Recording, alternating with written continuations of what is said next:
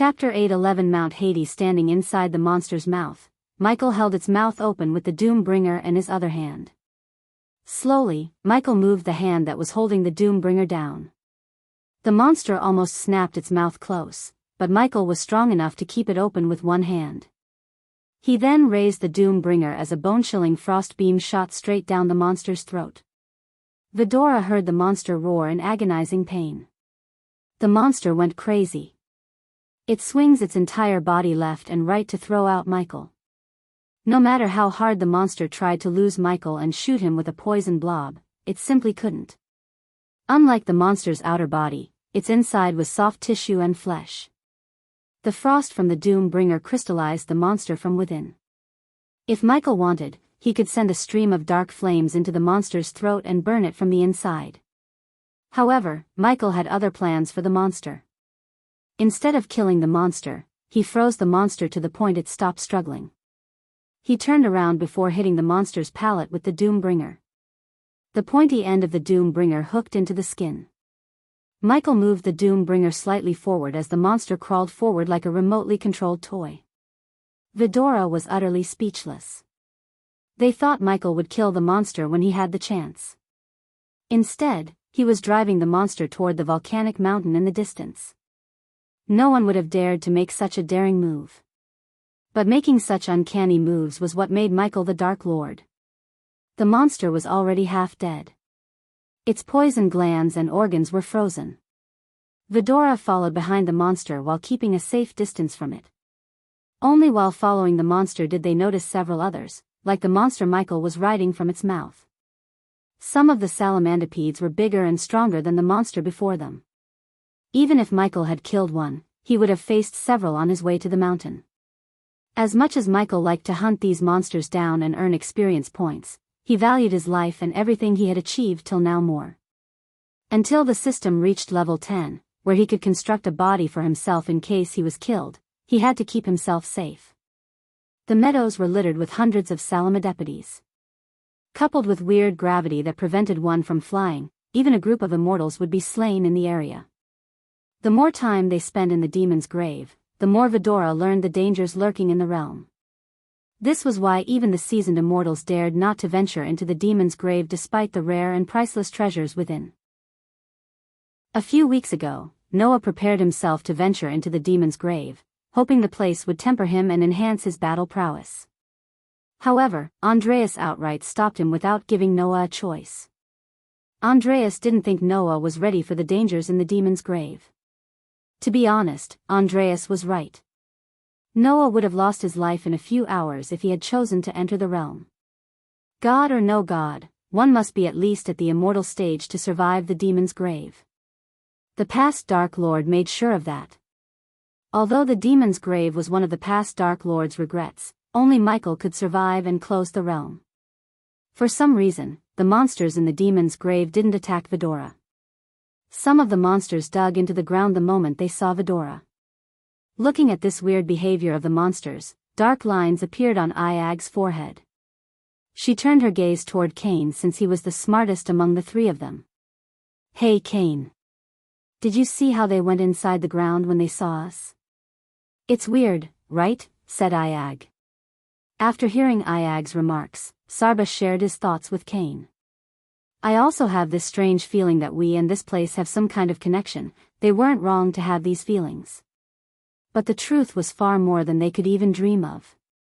Almost 4,000 years ago, before the Dark Lord reset the universe, a brutal world-ending war happened between two otherworldly races. The war had two sides.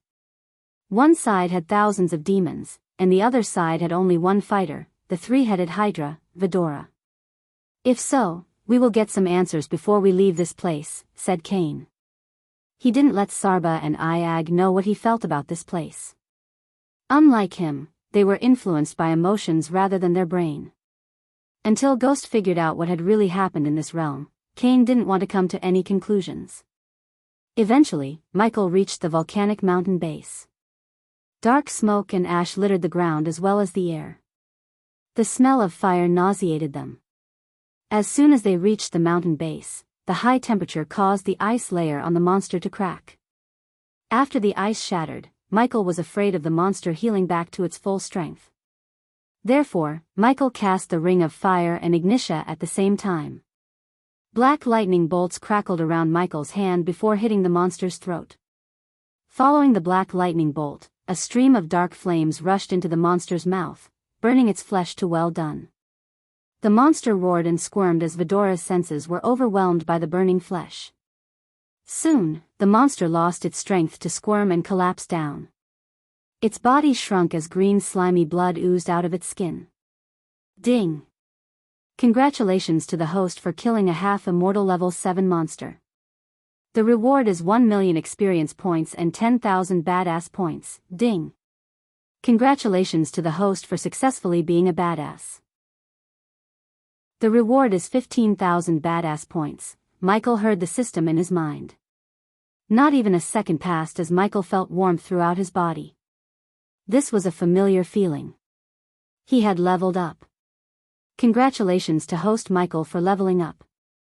The current stage is Immortal Level 5. Vedora flew around the monster's lifeless body as Michael stepped out of its mouth.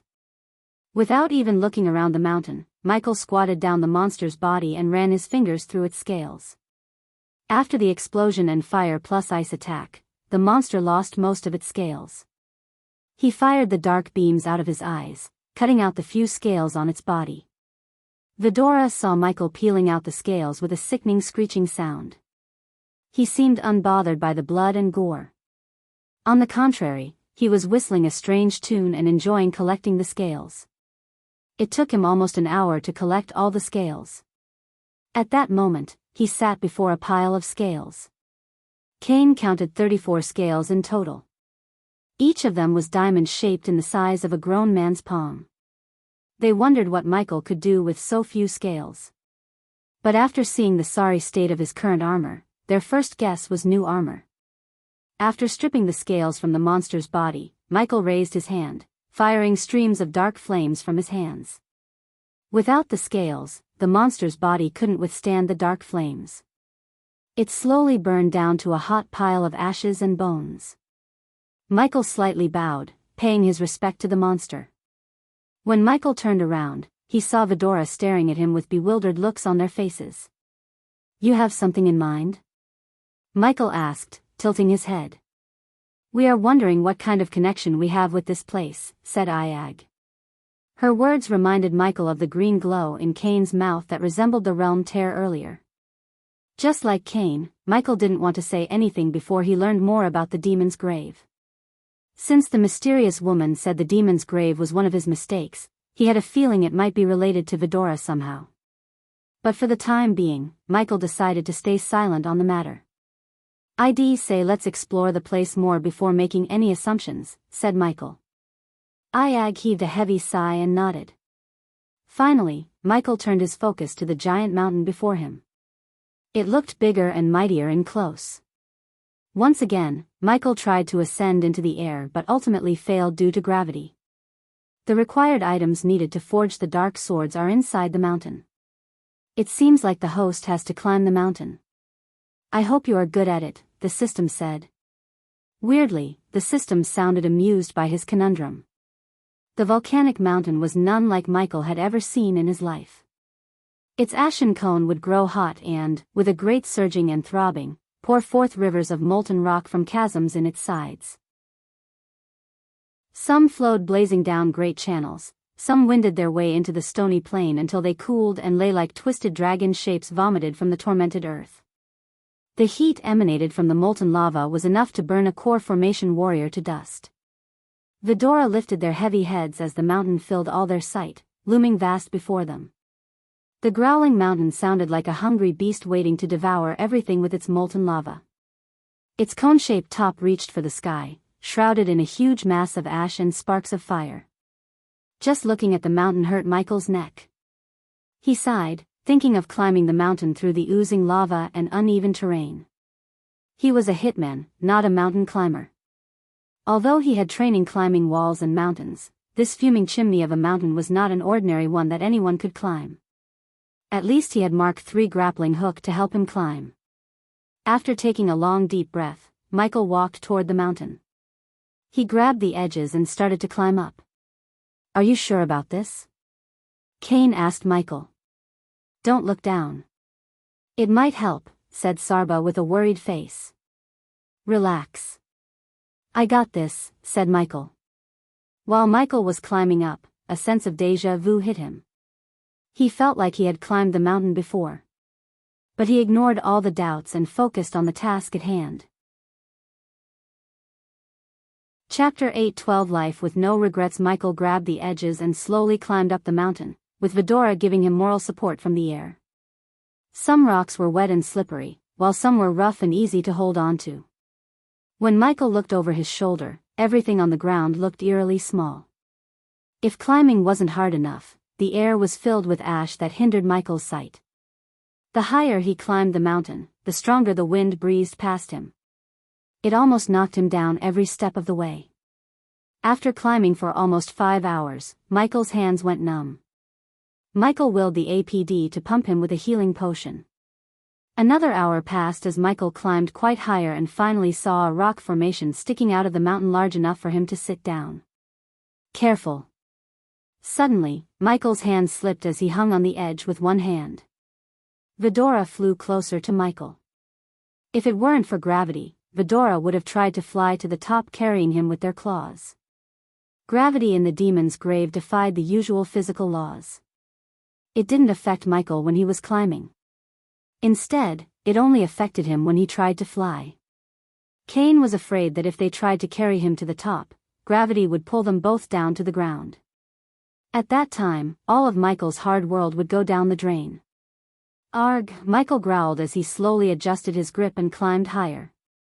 Finally, after great effort, Michael reached the platform. He slowly pulled himself up and sat on the edge. Michael breathed heavily. When he raised his head, his heart sank. The top of the mountain looked just as far as when he was at the bottom. There was still a long way to go to reach the top. Sitting on the platform, Michael was able to see most of the demon's grave. While he was riding the monster, he didn't clearly see how many salamandipeds were roaming the meadows. But now, he could see them all. Hundreds of them raised their heads and hissed in the distance. As if the salamandipeds weren't enough, he noticed giant bats and a colossal-sized bull in the distance. Even from miles away, the bull looked gigantic. The bull was easily the size of a 6-story building. No monsters dared to get near the bull while it grazed the grass peacefully. Man, I hope we don't have to fight that monster, said Sarba. He gasped in shock at the sheer size of the bull. Who knows? We might have to, Michael's words stunned Sarba. This place tests everything in me. This mountain is just one of the many tests I have to go through, said Michael. He was certain that this place was testing him.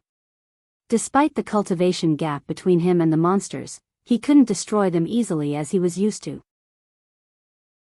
Not that Michael was weak or nerfed by the demon's grave, but the monsters defied the typical laws of cultivation. Even a fusion stage monster was strong enough to fight a half-immortal because of their attributes. It was as though the demon's grave had tempered them and made them evolve somehow. These monsters showed signs of intelligence.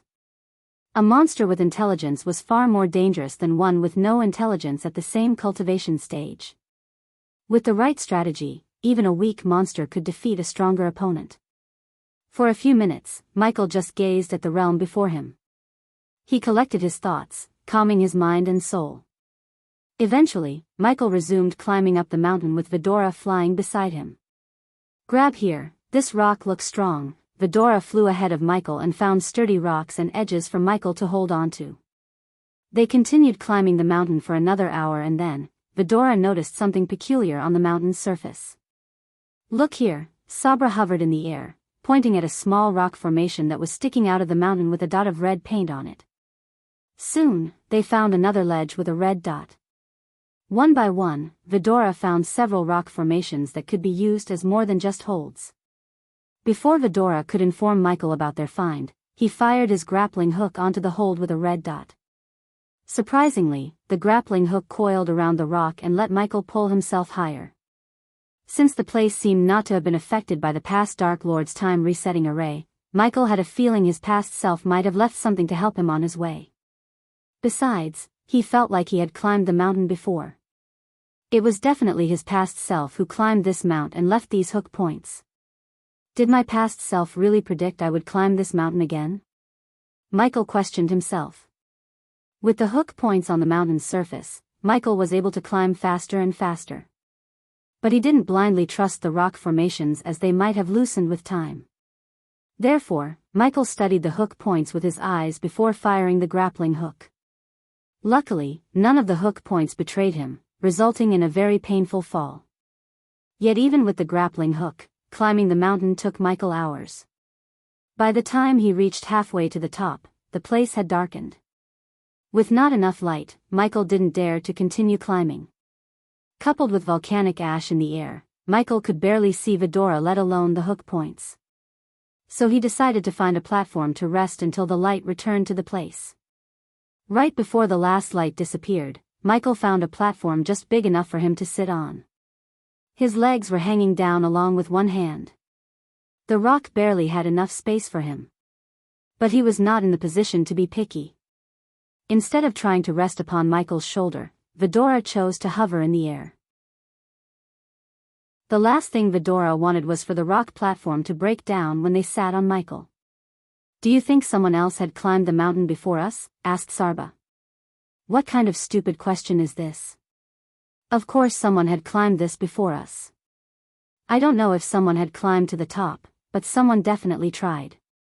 This place has been here for 5,000 years.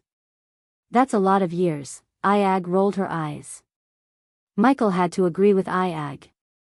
Although the demon's grave was treacherous to even immortals, one must be a fool to think the great 8 clans didn't dare to unveil the secrets of this realm. But he wasn't sure how farther they ventured.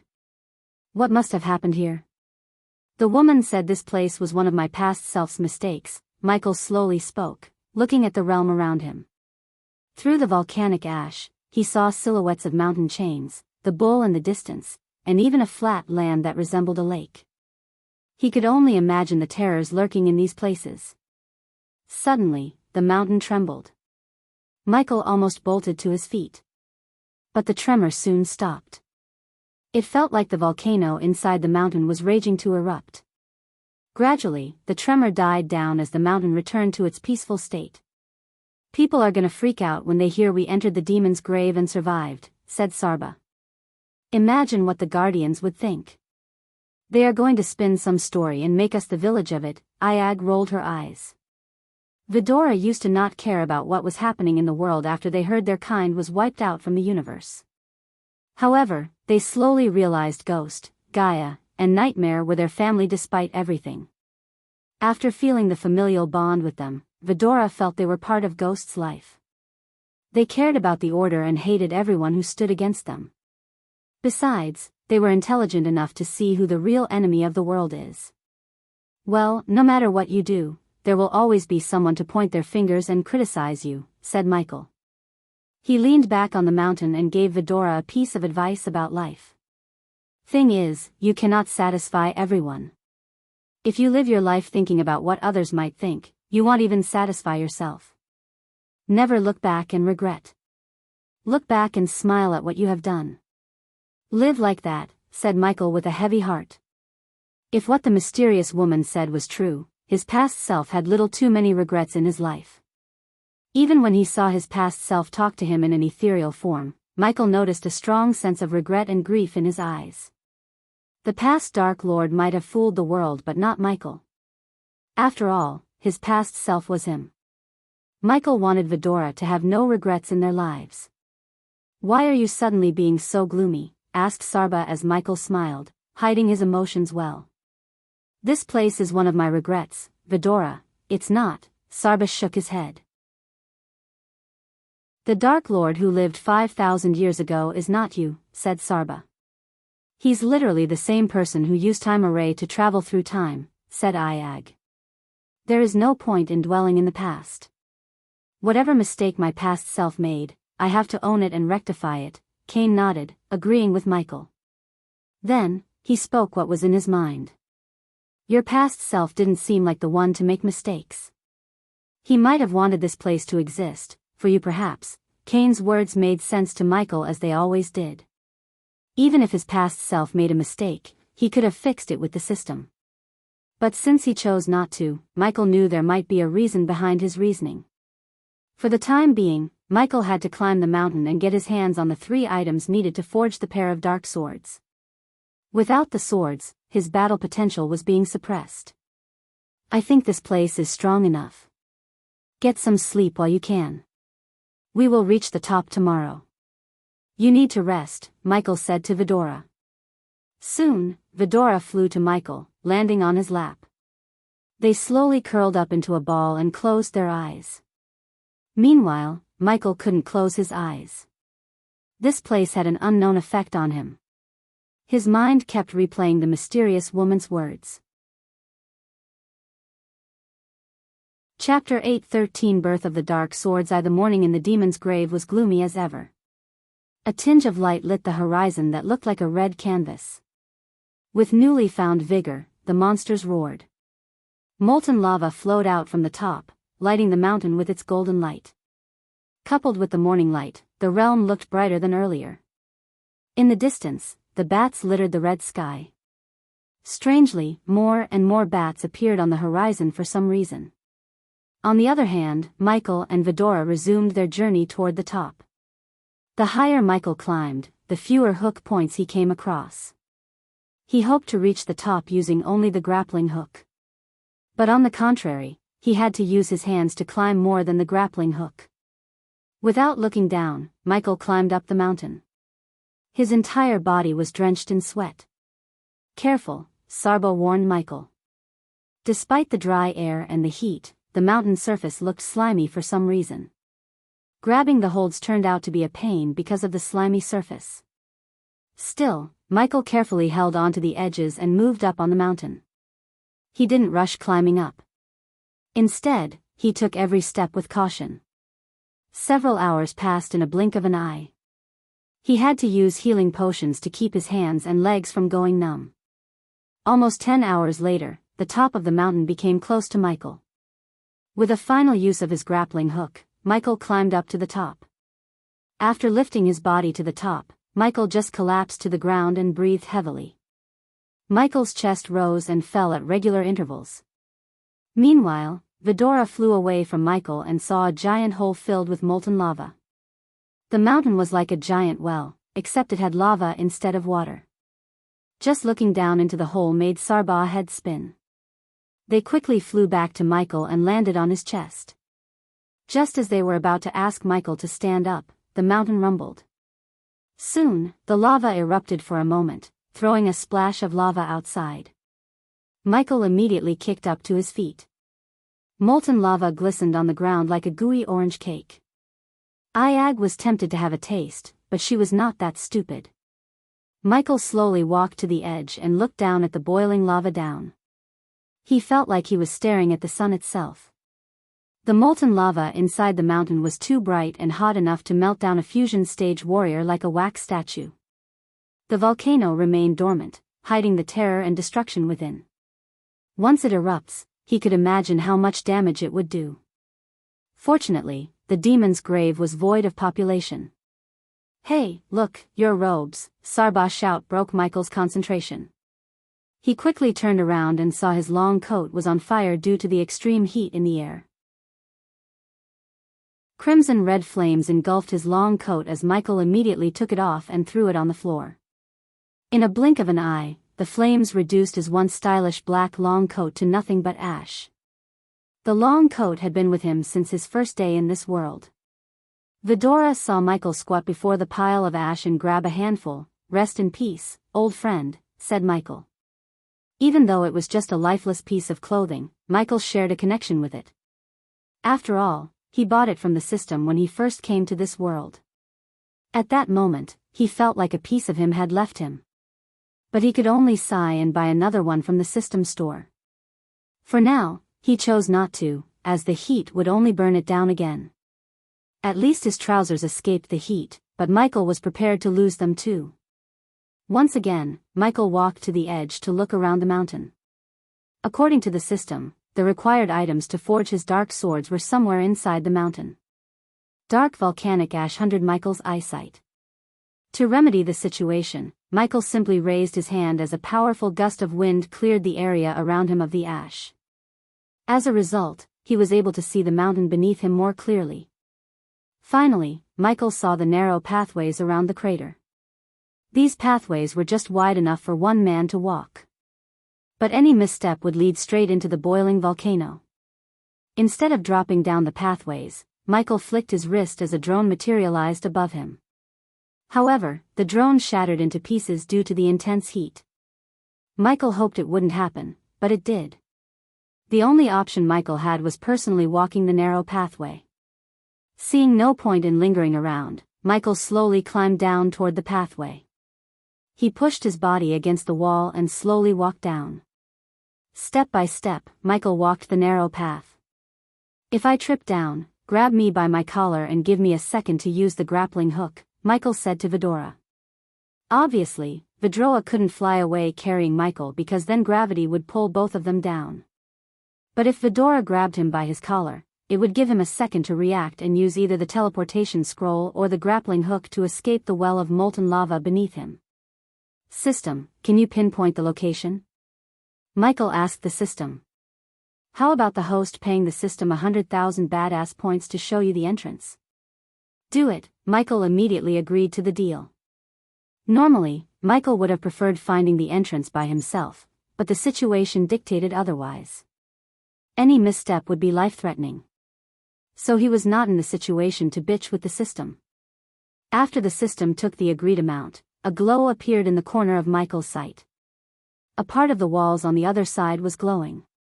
"Try not to fall down, host," said the system. Michael sensed a bit of sick humor in its voice. If the crater containing the lava was a circle, Michael had to go to the opposite end to reach the glow. The narrow path was already crumbling down bits and pieces at a time. But Michael surprised the system by climbing back to the top. Vedora frowned as they had no idea why Michael suddenly climbed back to the top. "What happened? You got cold feet?" Iag tilted her head. "What are you up to, host?" The system also seemed surprised and questioned Michael. "Using my brain, that's all," Michael thought. Then, he started to walk around the crater to reach the glow instead of the narrow path. The mountain's top was broader and more stable compared to the narrow path. So why did Michael have to risk himself walking the narrow path when he had a much better alternative? Except for the strong wind that tried to push him down, the current path had no downsides at all. Vedora followed behind Michael, having no idea what had just happened. "Where are you going?" asked Sarba. "Well, see," Michael mumbled as he continued on his path. Eventually, he reached directly above the glow. He took a deep breath before climbing down the mountain. In a few seconds, Michael landed on the narrow path. The glow on the mountain's surface slowly faded away. But to the naked eye, the mountain's surface had no strange symbols or runes. Instead, it looked brownish with the volcano ash covering its surface. Michael ran his fingers through the surface, trying to see if there was something engraved in it. Yet he found nothing. "It must be somewhere here," Michael said to himself. Then, he activated his X-ray vision. As soon as his eyes turned blue, he saw a dark square on the surface. Michael placed his palm on the dark square. Suddenly, a bolt of electricity ran down his spine through his hand. Sarba sensed the sudden spike in energy around them. Before he could question Michael, the mountain's surface trembled. To Vedora's surprise, the mountain's surface slowly creaked open like a secret door, revealing a dark corridor leading up somewhere. Michael took a deep breath before walking into the dark corridor with Vedora following him behind. After they took several steps into the corridor, the door closed behind them. Everything turned pitch black. "Do you smell that?" asked Sarba, sniffing the air. "What?"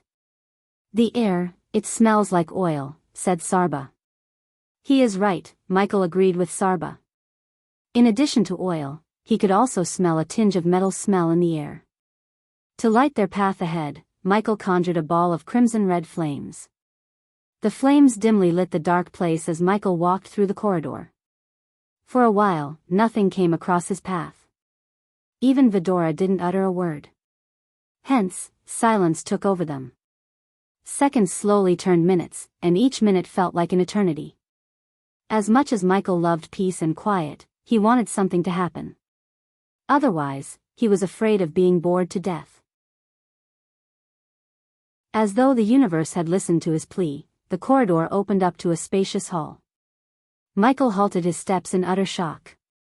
A brightly lit hall with various iron tools and tables welcomed him.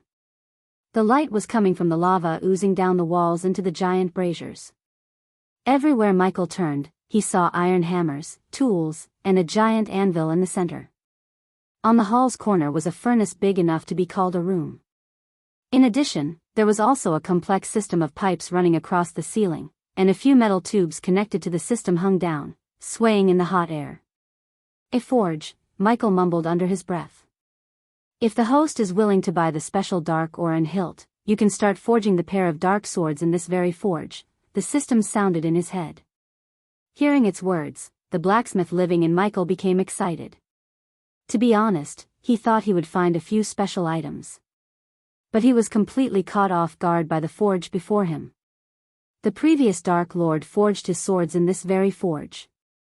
And now, Michael was about to forge something better. Chapter 8:14 Birth of the Dark Swords 2 Michael stepped into the forge as the hall brightened. The forge welcomed its master by providing more light and heat to the hall. Without a doubt, the place looked ancient. Everything in the forge was covered in thick ash, and some of the little tools were rusted to the point there was no chance of restoring them. Michael looked for something that might give him a clue or two about the forge's origins. While looking around the room, a large anvil drew his attention to the center of the forge. As a 5-star blacksmith, he could tell a gorgeous anvil when he saw one. He ran his fingers through the anvil, wiping off the dust on its surface. Excitement coursed through his veins as he saw the vise, a beautifully crafted piece of contraption used to hold objects securely while they were worked on. It was made of a darkish metal and seemed it could hold large and heavy objects as its jaws had a grip that could exert considerable pressure. This forge was a blacksmith's dream come true. Finally, Michael turned his gaze toward the heart of any forge, the furnace. Whoever built the forge chose to build the furnace in the wall and let the smoke go straight to the mountain's top. No one would be able to tell the difference between volcanic fumes and the smoke coming from the forge. Although the forge had many intricate gears and small contraptions inside to make it more efficient, Michael could only see the rectangle hole into which the metal ores or the iron works should be put. On the side, Michael saw a lever and a rotating button built into the wall. "Pull the lever and see what happens," said Iag. Her eyes glistened with curiosity, just like Sarba. Michael already had a pretty good guess of what it would do. But he pulled the lever to confirm his assumption. The lever was considerably harder to pull. It took a bit of force to pull down. A normal person had no chance of pulling down the lever since even Michael had to use his strength. After he pulled down the lever, nothing happened for a while. Then, the forge trembled slightly. The temperature in the air rose by several degrees. A gust of wind shot out of the furnace, pushing out the ash. The furnace suddenly lit up as gooey lava oozed into it from above. It was like hot chocolate except hotter and brighter, like liquid gold. Michael immediately felt the intense heat from the lava. On the other hand, the rotating button had an arrow pointing up. He rotated the button anti-clockwise, expecting it would somehow reduce the heat. An oven, that was what this furnace reminded him of. After rotating the button, a strong gust of wind mixed with cold air sprayed onto the lava. Gradually the lava lost its heat and became bearable. "I wonder where that cold air is coming from," Kane frowned. Michael had the same question until he used his thermal vision and found the source of the cold air. His X-ray vision vaguely showed something familiar to Michael, an ancient ice core. "Makes sense," Michael mumbled under his breath. "What is?" asked Sarba. "You asked how the cold air is produced. It's coming from the ancient ice core built within the furnace," said Michael. Congratulations to the host for finding 3 out of 5 requirements to forge the dark swords. The system's notification inside a golden tab blocked his vision. He was confused for a moment, but after looking around the forge, he realized the meaning of the system's words.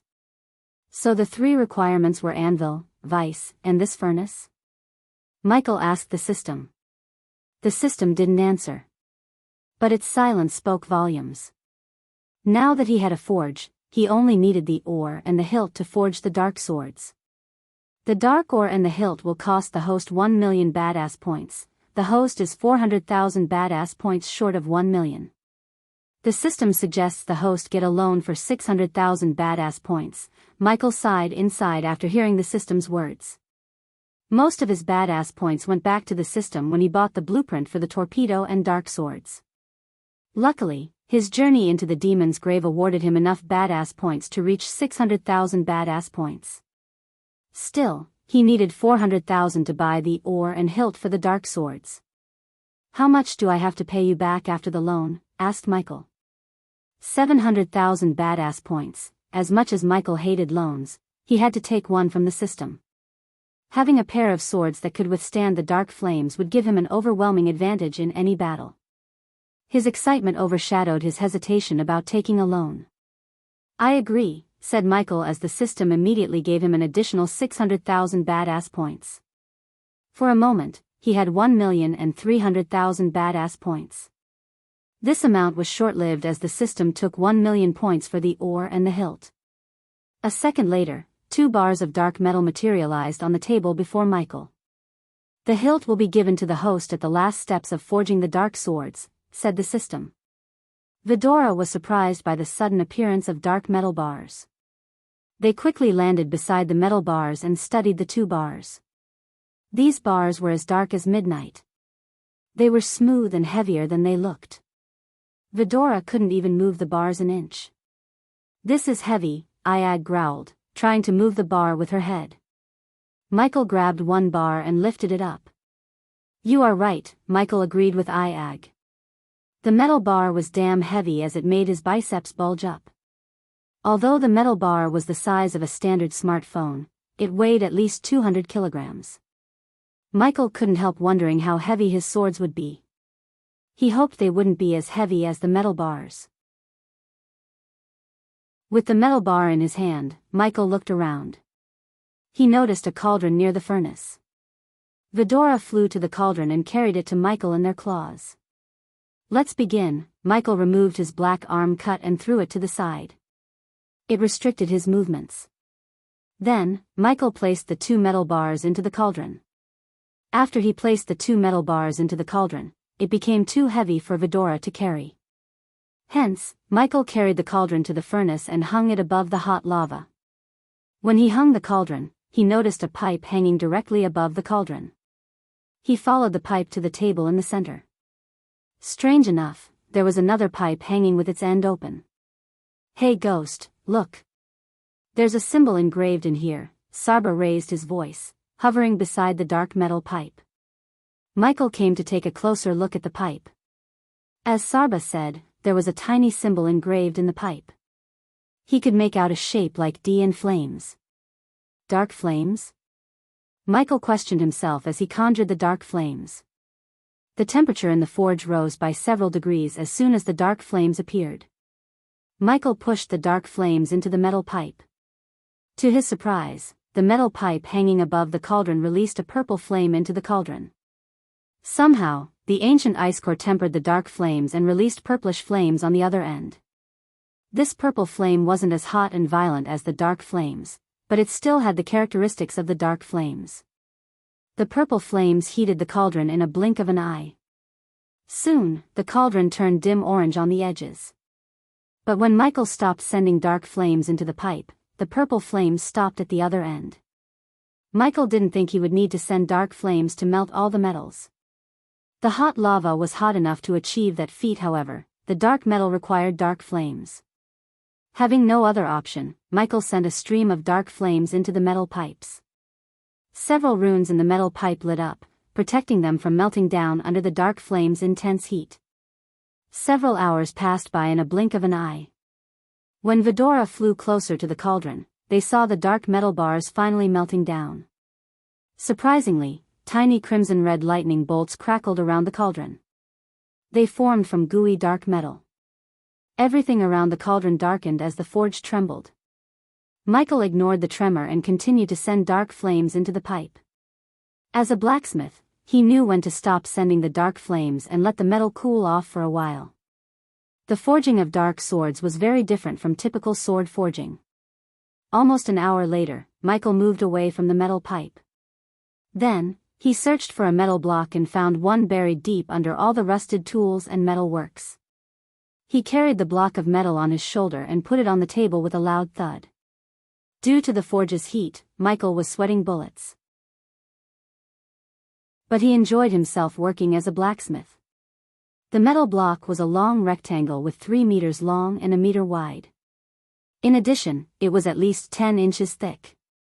Under Vidora's curious gaze, Michael fired dark beams out of his eyes and created a sword-shaped hollow in the metal block. The shape was neither too long nor too short. After the metal bars melted, he would have to pour the liquid metal into the shape and harden the metal. Since he was about to forge 2 swords, Michael found another metal block and repeated the process, except the second sword was just a few inches longer than the first. As Michael was preparing everything to forge his new swords, the braziers around him flickered. Michael put down the tongs and looked around the place. For some reason, the flames above the braziers dimmed out. Then, Michael felt everything go dead silent.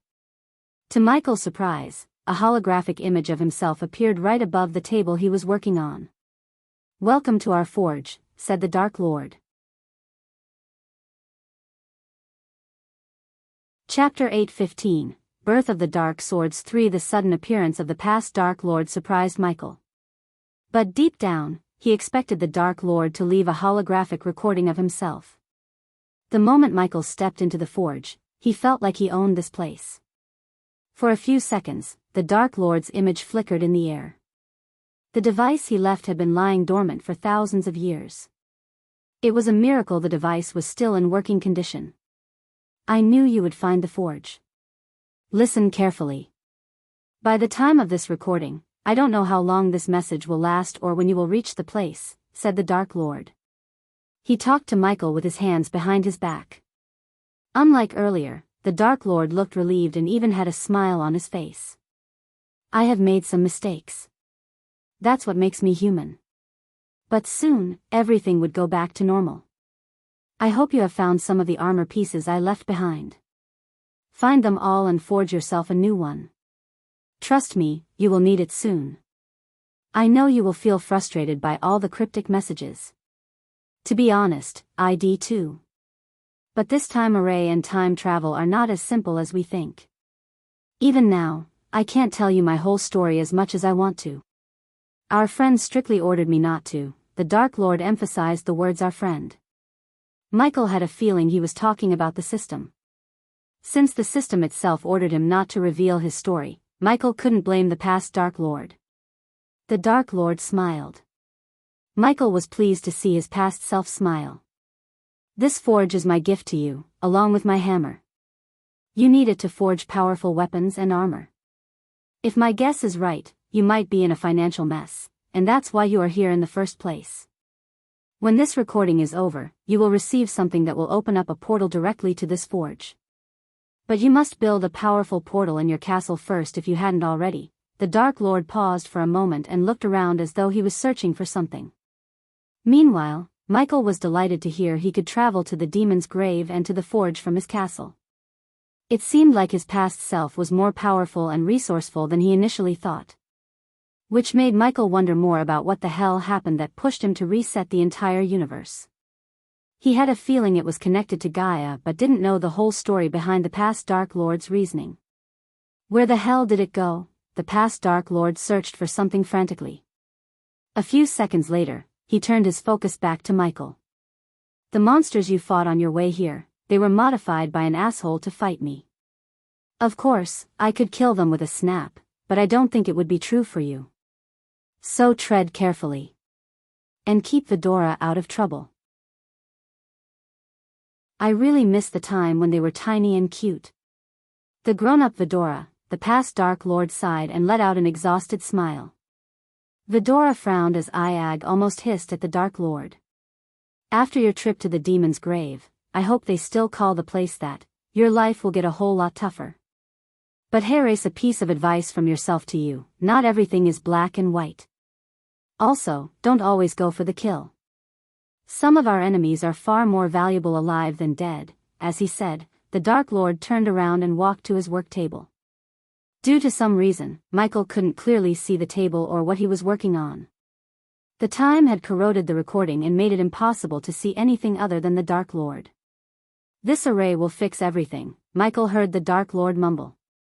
Then, he turned around once again. "What else I thought about telling you?"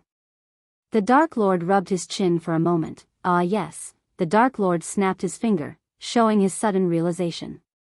"Finish your castle as soon as you can and spare no expense. You have no idea how many tried to penetrate mine and lost their lives. Sooner or later, you will get tired of all the killings." The Dark Lord paused as his expression grew darker. "Don't get tired. Because you are just starting your life as the Dark Lord. Always provide a reason for the people to fear you, my lord." Suddenly, Michael heard another voice. It sounded wise and elderly, but he had heard this voice before. "Elidor?" Michael frowned. He sounded old, very old. "Are you recording another message for yourself again?" Elidor asked the Dark Lord like a strict father. Unfortunately, Michael couldn't see Elidor in the recording. "Hey, is that Elidor I am hearing?" Iag asked Cain and Sarba in a husky voice. "I think so," Sarba nodded. "You cannot leave these messages everywhere, my lord. It will create unwanted branches in the timeline. You already took a big risk by breaking down your armor and leaving them behind. Who knows what catastrophe it's going to bring?" Elidor yelled at the Dark Lord. "Look on the bright side, Elidor. We won't be here to see it," the Dark Lord shrugged. "Come on. Finish what you are doing." "We have a lot to do in a short time," said Elidor. "You became grumpier with age. Relax and give me some time alone with myself." The Dark Lord looked over his shoulder and winked at Michael. The Dark Lord waited until Elidor left the room. "Huff," the Dark Lord sighed. "I am going to miss many things, but grumpy Elidor is not one of them. Try to find a way to stop him from getting older, because you do not want him to. Trust me," the Dark Lord chuckled. "Who am I kidding? I am going to miss that old elf. It feels good to have someone look you in the eyes and lecture you," said the Dark Lord. At the peak of his life, no one dared even look at him, let alone lecture him. Almost the entire world trembled at the mere mention of his name. Only a few people existed in his timeline who had the guts to speak their minds before him. Elidor was one of them. Just by looking into the Dark Lord's eyes, Michael could tell how much he would miss his world. The Dark Lord sacrificed everything so Michael could fix his mistakes and live the life he deserved. Soon, the hologram began to flicker. "Despite his advice, I will still leave some recordings for you.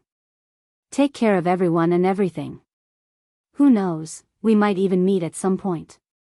After all, time is a mysterious thing, and life is full of surprises." After these words escaped the Dark Lord's mouth, he vanished into thin air. As soon as he disappeared, the table before Michael trembled. A copper ring big enough to fit in his hand materialized on the table. With another tremor, a silver hammer with many intricate runes engraved in it appeared. At first, Michael gently grabbed it and studied the ring. "Is that a portal?" asked Iag as Michael nodded. "With this, we can get in and out of the demon's grave as we please," said Michael with a grin. Countless ideas popped into his mind and made him excited for the journey ahead. However, his excitement was doused by the Dark Lord himself when he appeared again above the table once again in the holographic form. "And forgot to tell you, the monsters in this realm aren't your typical XP farm. Every death makes someone I can't name strong. Don't make your enemies stronger," the Dark Lord warned Michael. Judging by the serious tone of his voice, Michael let go of the idea of farming experience points by killing the monsters here. What did he mean by XP farm? Sarba asked his siblings, but they seemed confused as a child lost in a parade. After warning Michael, the Dark Lord's figure completely vanished into thin air. The Dark Lord left Michael with more questions than answers. For instance, Michael wanted to know who created these monsters in the demon's grave, as well as how he would grow stronger with the death of each monster. The more time Michael spent in the realm, the more he realized there was more to this place than meets the eye. Finally, Michael took a deep breath and decided to clean the mess in the forge. Returning to the metal pipe, Michael sent a stream of dark flames and continued to melt the dark metal bars. Although he was focused on forging the swords and cleaning the forge, he couldn't help wondering about everything he had heard from the past Dark Lord. Michael lost track of time working the forge. While Vidora was asleep on the table, he continued to melt down the metal bars. After 2 days, to be exact, Michael saw the metal bars completely melt and take a liquid form. He covered his palms with dark flames and lifted up the cauldron with dark metal liquid inside.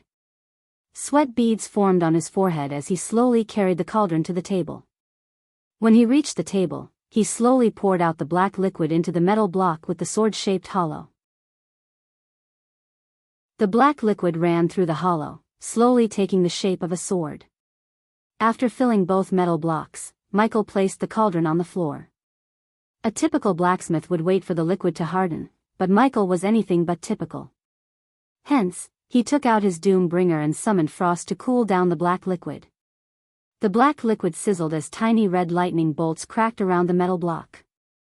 Somehow, the dark metal created these tiny lightning bolts. These lightning bolts crackled around the black liquid like tiny guardians. Michael focused the frost beam toward the black liquid, tempering the metal. Even with the frost beam, the black liquid took hours before slowly starting to harden. He then grabbed the hammer, preparing to douse the dark swords into hot lava and shape it up. Chapter 8:16. The dark swords. Several hours passed in a blink of an eye. At that moment, the forge was filled with the sound of a hammer hitting the metal. Michael was alone in the forge, peacefully forging his dark swords. Vidora was asleep after helping Michael clean up the forge. After Michael spent hours sweeping the floor, cleaning up the walls, and destroying all the rusted metal works, the forge looked pristine. Almost all the tools needed to forge powerful weapons and armor were readily available in the forge except for ores and some other materials. Standing before the anvil, Michael raised his hammer and brought it down on the black sword. His muscles twitched and bulged up as he kept hitting the sword with the hammer. Michael was drenched in sweat as he looked like he had just bathed. Even after the dark metal cooled down, it radiated a strange heat that was powerful enough to melt a man's skin. Usually, a heated sword would be submerged in oil or water in some situations. On the contrary, Michael had molten lava in one metal barrel and bone-chilling ice created by the ancient ice core in another. The dark sword was slowly taking the shape Michael wanted it to. Its surface was crimson red after being hit by the hammer repeatedly. Finally, Michael raised the sword and submerged it in the lava. The sword remained submerged in lava for a while until Michael couldn't hold it by the end. His palms were bloody red due to the heat. When he took out the dark sword, hot lava oozed out from its surface. Michael immediately submerged the sword again in the frost beside the lava. The ice sizzled, turning into vapor because of the intense heat. As soon as he put the sword in the ice, countless tiny crimson-red lightning bolts crackled around the dark sword. Few more hours to go, Michael mumbled under his breath before taking out the second sword and repeating the same process. As though nature itself had sensed the birth of dark swords, the sky above the mountain darkened. Unknown to Michael, a lightning storm was raging outside.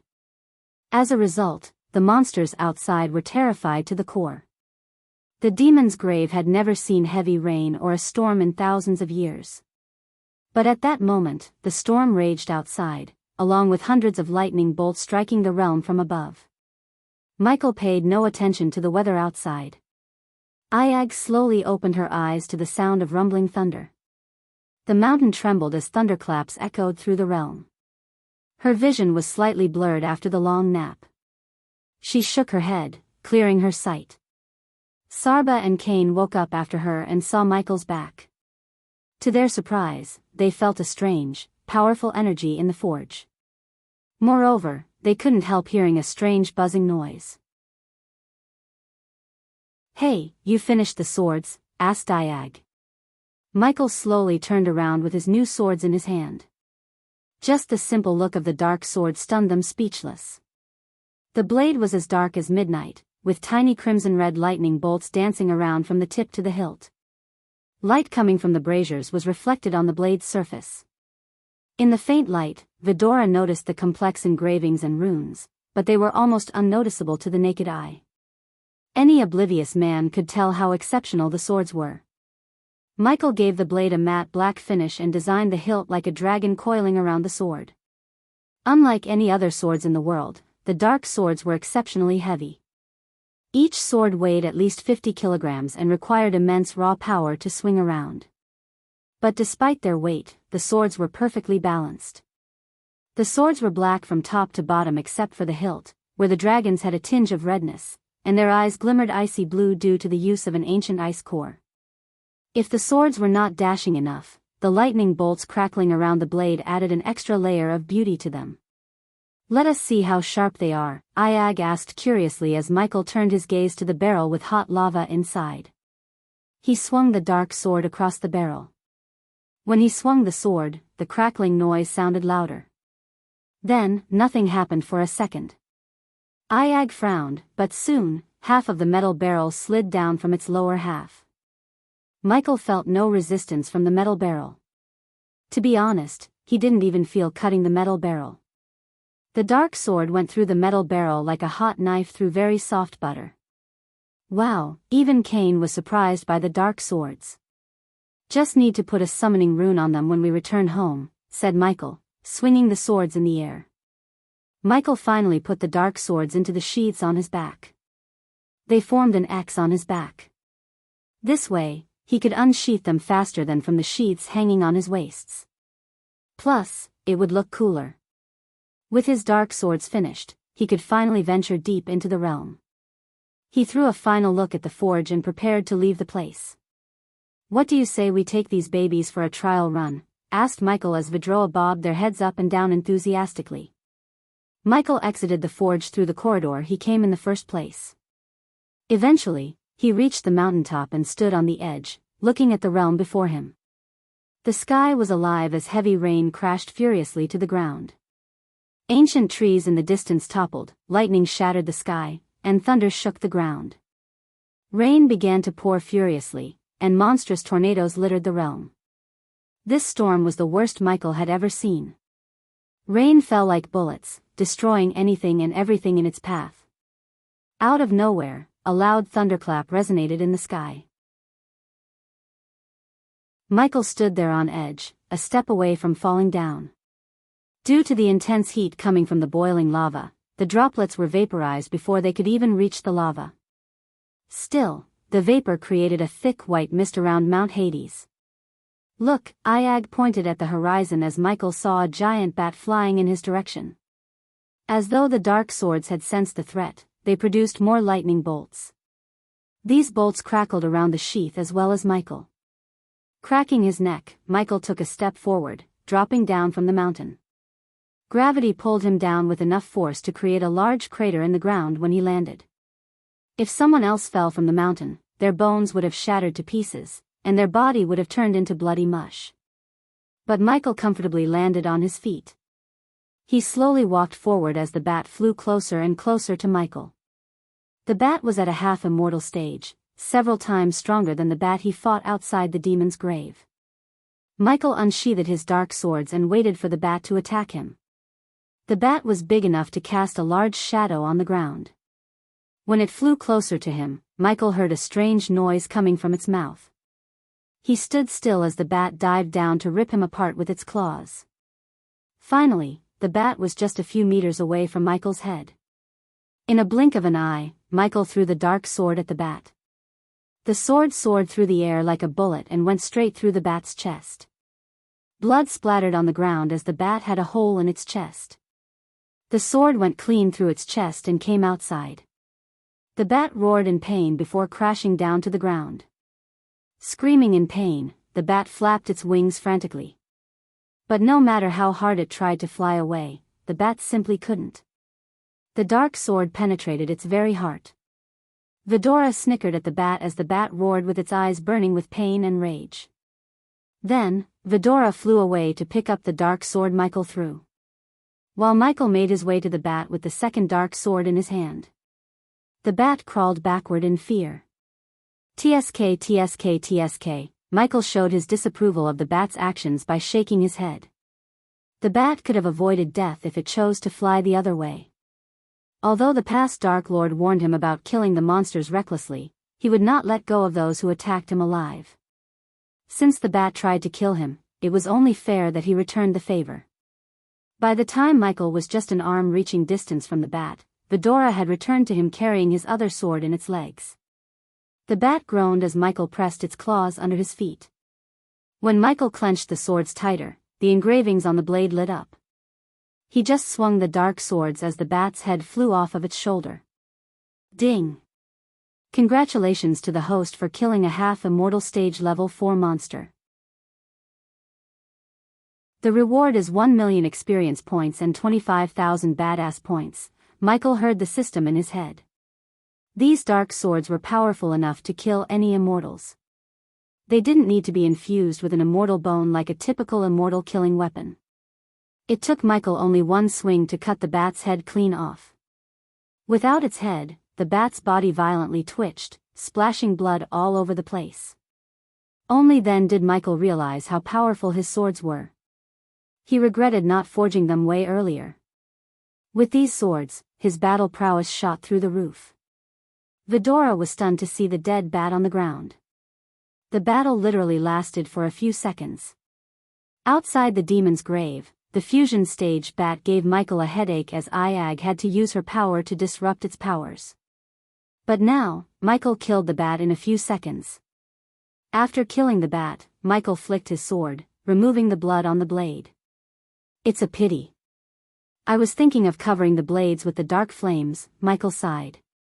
Not to jinx the situation, but I have a feeling we will come across more monsters on our way, said Sarba. Speaking of which, where are we going next? Asked Iag. To a gold mine, said Michael.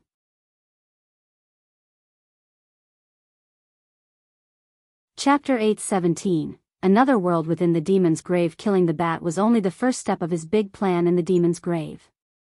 Michael didn't slow down or seek shelter despite the raging storm and the heavy rain. Granted, the storm and the rain made the terrain wet and walking difficult, but it also terrified the monsters. Everywhere Michael looked, he saw no monster. Even the colossal bull he saw from the mountain was nowhere to be seen.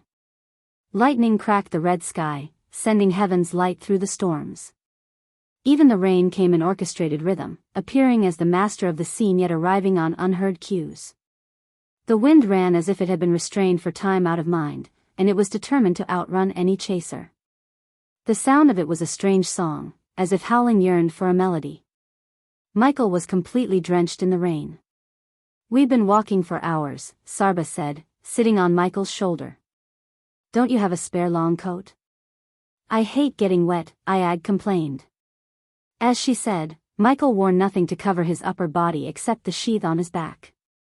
In his deep thinking, Michael didn't hear Iag and Sarba. Instead, he was more focused on forming alchemy formulas in his head. There were no monsters or a threat to break Michael's concentration. He didn't even mind the raging storm. He's not listening to us, is he? Asked Iag as Kane shook his head. Michael crossed the meadows after almost 5 hours and saw a lake in the distance. Michael's destination was deep within the lake, according to the system. Thanks to his alchemist profession, Michael concocted a pill that enabled him to breathe underwater. If it wasn't for the high pressure under the lake, he could have used his mask. Since it wasn't the case, Msiel had to connect this pill using extremely rare herbs from his herbal garden in the Sunrise sect. Even in an eerie place like the demon's grave, the lake glistened like a ruby under the red sky. In that land of creeping beauty lay a disk of brightest red. The lake was brighter than the colors of one's dreams. It was the minerals of the glacier that shone cyan, turquoise, and ruby red. Like a mirror on the wall, it was oval and flat. The surface was forever guarded against the winds by the crown of barren hills around. At the edge, the land met and carried right on as a perfect reflection. Looking up into the sky and down into the water was just the same. Although Michael sensed several monsters around him, none dared to attack him. Michael had a feeling the red lightning bolts around the dark swords had something to do with it. As usual, he asked the system about these lightning bolts but received no answer from it. Whenever the system went silent when he asked a question, it raised Michael's concern. For instance, the system gave no explanation or answers about the mysterious woman he met outside the demon's grave. Sometimes, Michael had to figure things out on his own without the system's help. "I hope you like getting wet," said Michael as Iag rolled her eyes. "I just said I hate getting wet." "You are a jerk, Ghost," she bit Michael's ear. Nibbling Iag's head, Michael walked closer and closer to the lake. With a flick of his wrist, Michael took out a sapphire blue pill and tossed it into his mouth. His muscles immediately ached, especially the back of his ears.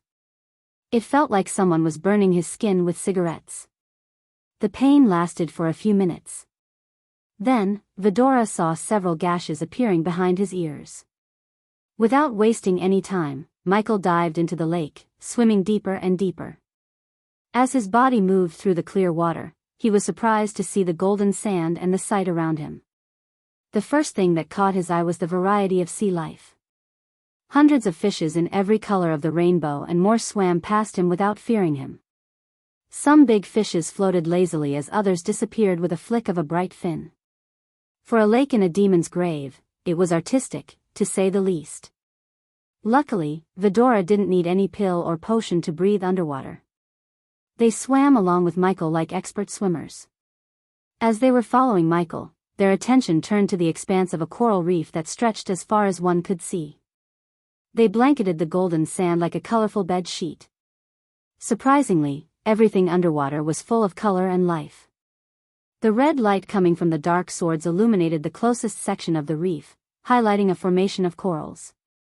Each section of coral was beautifully formed, but none was quite like any other. Michael was tempted to harvest some and put them in the lake near the castle. However, Michael was the type of person who would rather see a flower in a plant than in someone's head. "What is that?" Iag asked her siblings in telepathy, looking at an octopus. The creature peeked its head over through the coral and gawked at them with its big eyes. Soon, the octopus moved through the coral, revealing itself for a moment before shrinking back into a crevasse. A hidden gem amongst corals, one of many. The deeper Michael swam, the prettier the lake turned out to be. Many unknown creatures buried themselves under the sand. The entire lake was like a treasure chest, enclosing unfathomable treasures in ever smallest sliver. Everything was deadly silent around Michael. But this silence was short-lived. Suddenly, they heard a chittering noise. When Michael looked over his shoulder, he saw 5 creatures that resembled dolphins skim by. With water all around them, they almost seemed to fly, moving effortlessly. Propelling their sleek bodies swiftly forwards with a flick of a gray tail. According to the system, Michael still had a long way to reach his destination.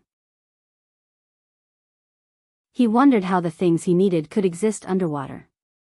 A while later, Michael was surprised to see a shipwreck. He wanted to investigate the shipwreck even though it didn't seem to have any treasures. But when he was about to swim toward the wreck, his view was obscured by a huge shark that drifted lazily by, pushing Michael and Vidora aside with the water it displaced. A whale shark, mouth stretched wide to gather food. To Michael's surprise, the shark was at the half-immortal stage. If Michael wanted, he could fight the shark and kill it easily. However, blood might attract more sharks, and if they were also at the half-immortal stage, he would be in trouble. Like it or not, Michael was in their home ground. Besides, he wanted to reach his destination without wasting his energy.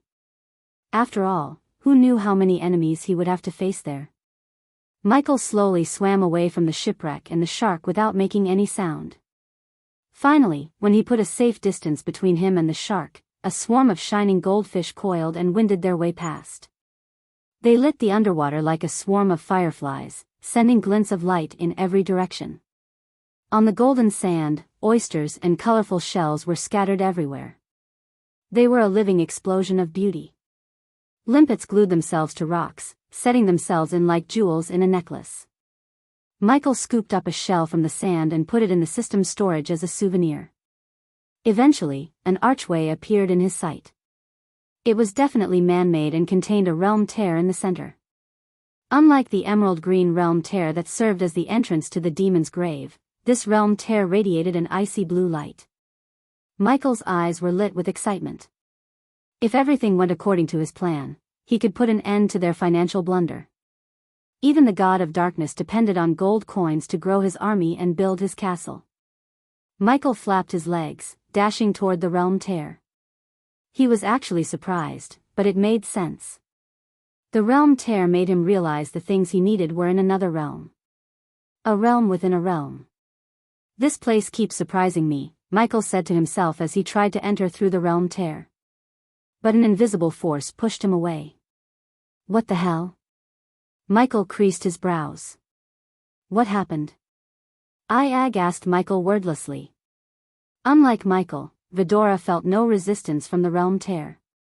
Once again, Michael moved toward the realm tear, and this time, he resisted the force. Michael quickly used his X-ray vision to see an energy dome around the archway. Michael unsheathed his dark swords. Then, he swung the swords, cutting the invisible dome. The dark swords cut through the dome.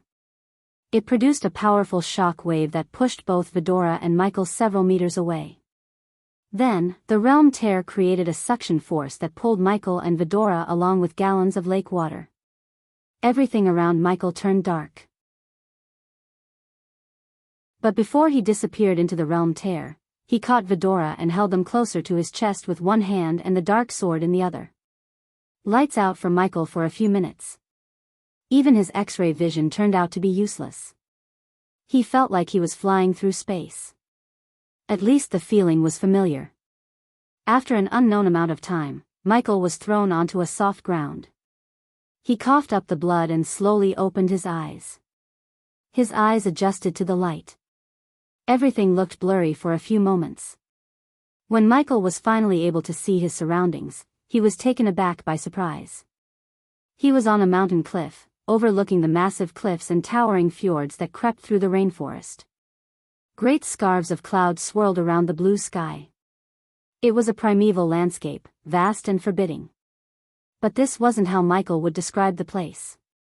To him, this realm was magical, like a fairy tale land. The trees were alien, and most of the realm looked too cyan. There were waterfalls, rivers, and distant flocks of winged creatures.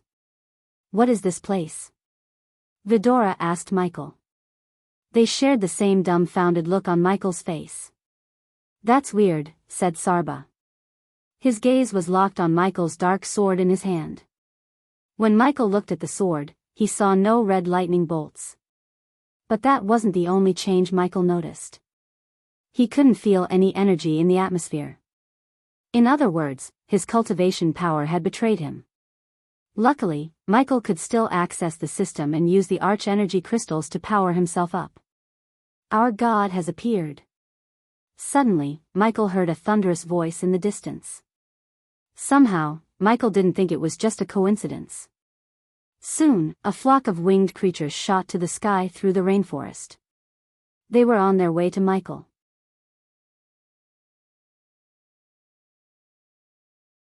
Chapter 8:18. The Wood Elves and the World of Idanes. The world of Idanes was primitive and inhabited by a race called Zoralines. They were later named the Wood Elves by the Dark Lord. Although the world was affected by the time array when the Dark Lord reset the universe, there were still some remnants of the Dark Lord in Idanes. They worshipped him as their only god. Until 2 years ago, the Wood Elves lived peacefully without major wars. However, everything changed one day. The barrier that kept Idanes hidden from the outside world broke as the soldiers of Skyhall invaded their world and slaughtered thousands of Wood Elves. The Wood Elves fought the Skyhall army with primitive bows and arrows, while the Skyhall used high-powered weapons such as cannons, trebuchets, and wyverns. At that moment, Tazkin, a young warrior from the forest tribe, was risking his life to steal medicine for the wounded villagers and his teammates back home. He was accompanied by his wife, Thilv, and 4 comrades. The Wood Elves called the Skyhall soldiers by the name demons since they brought death and destruction wherever they went. Like most of the wood elves, Taskin had coppery skin and hazel eyes. His hair was jet black with a hue of copper red. Compared to the elves and dark elves, wood elves were slightly taller and had pointier ears.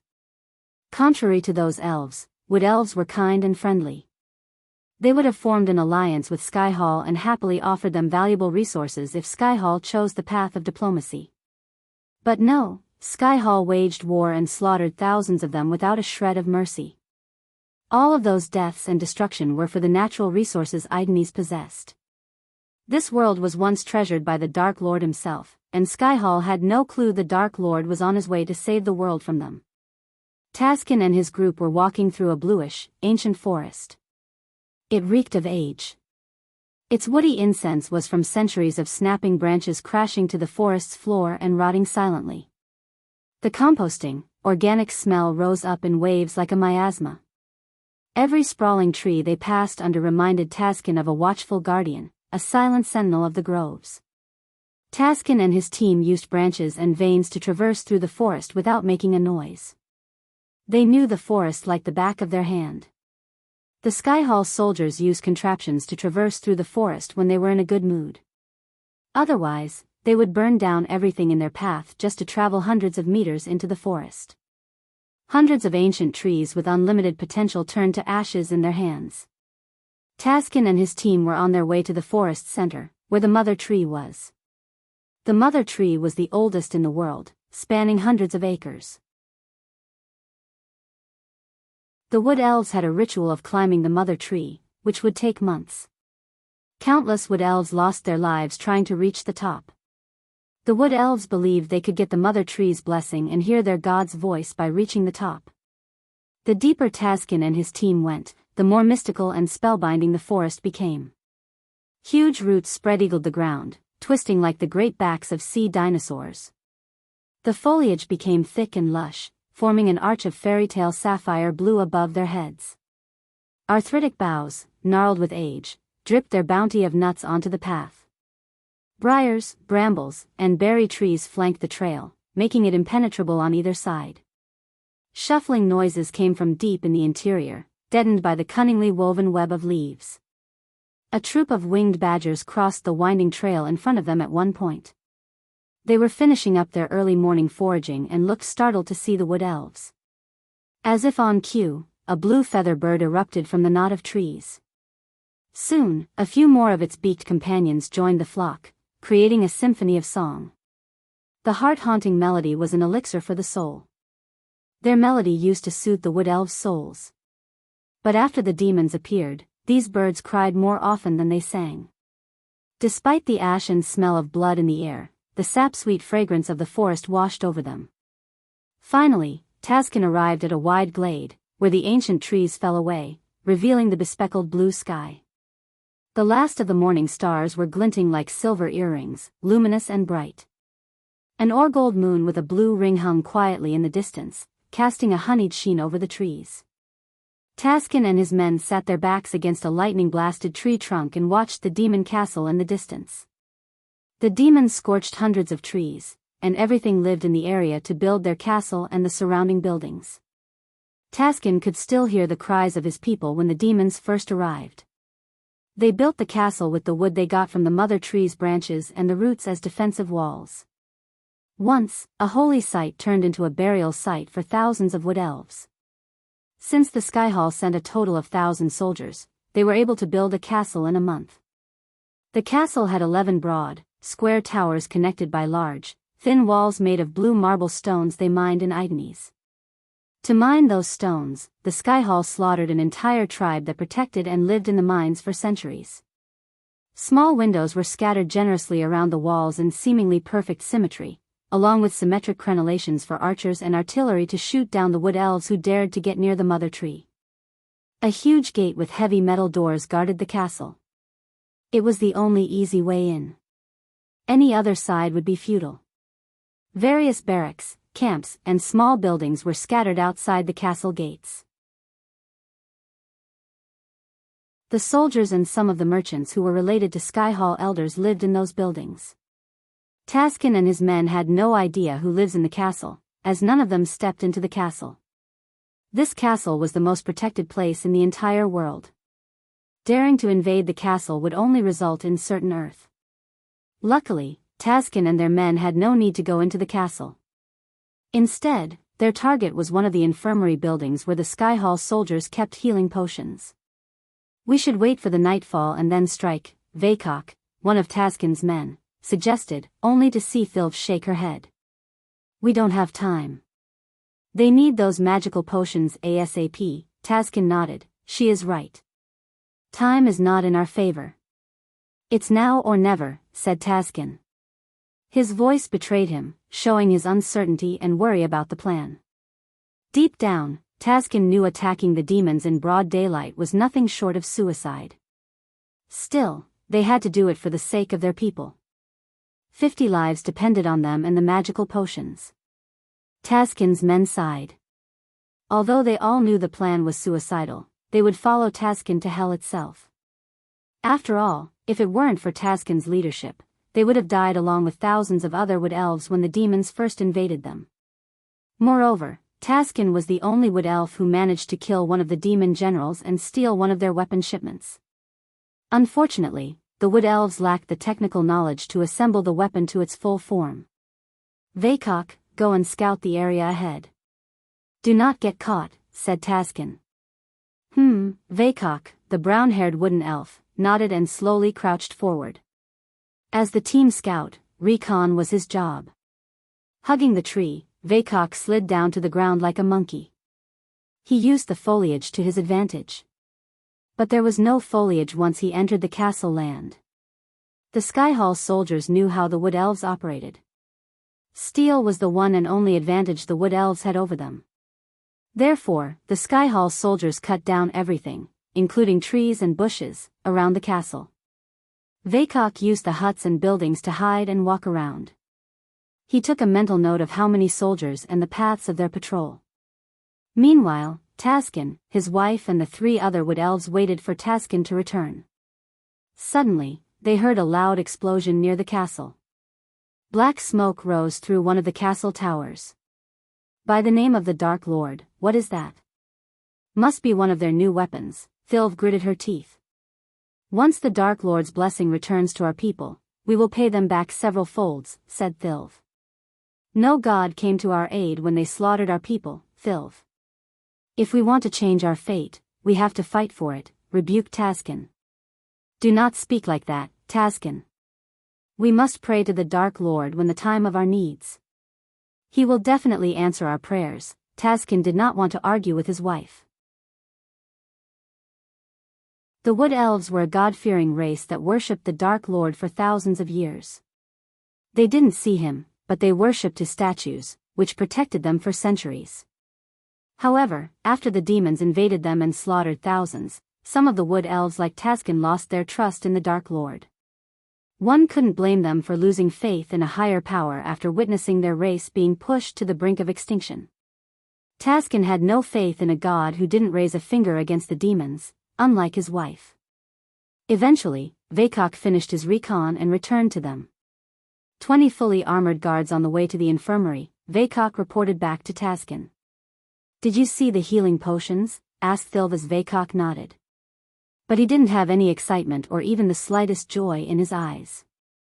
Instead, Vaycock seemed like something had affected him deeply. "What did you see, Vaycock?" "He is here, Taskin," said Vaycock with a grave tone. His eyes contained fear and worry like never before. "General Tar?" asked Taskin as the others looked terrified except for Thilv, whose eyes burned with rage and bloodlust. Reports said he was looking for something in the mines. Taskin creased his brows. This mission got a whole lot tougher with Tar being on the castle ground. If this were any other day, Taskin would have opted to back off. But today, he must retrieve those potions. His brother's life depended on the healing potion.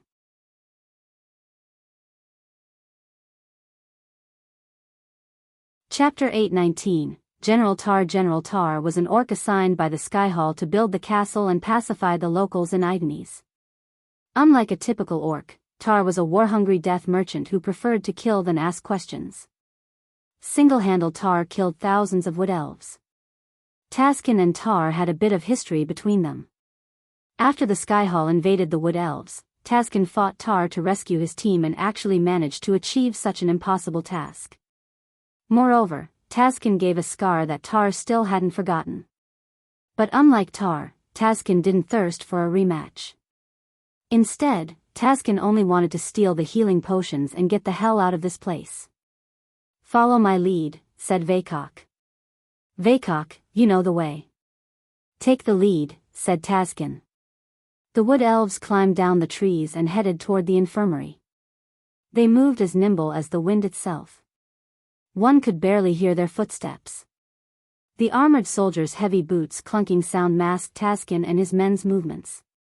Step by step, the Wood Elves moved closer to the encampments. Soon, Taskin noticed a demon armed to the teeth patrolling between the two camps. Some of the soldiers were sleeping in each camp. This armored soldier turned around and stood between the camps for a few moments. He seemed exhausted after walking back and forth wearing the heavy armor. Outside Idanes, they had arch energy and were powerful enough to lift even boulders. Hence, wearing armor was no headache for them.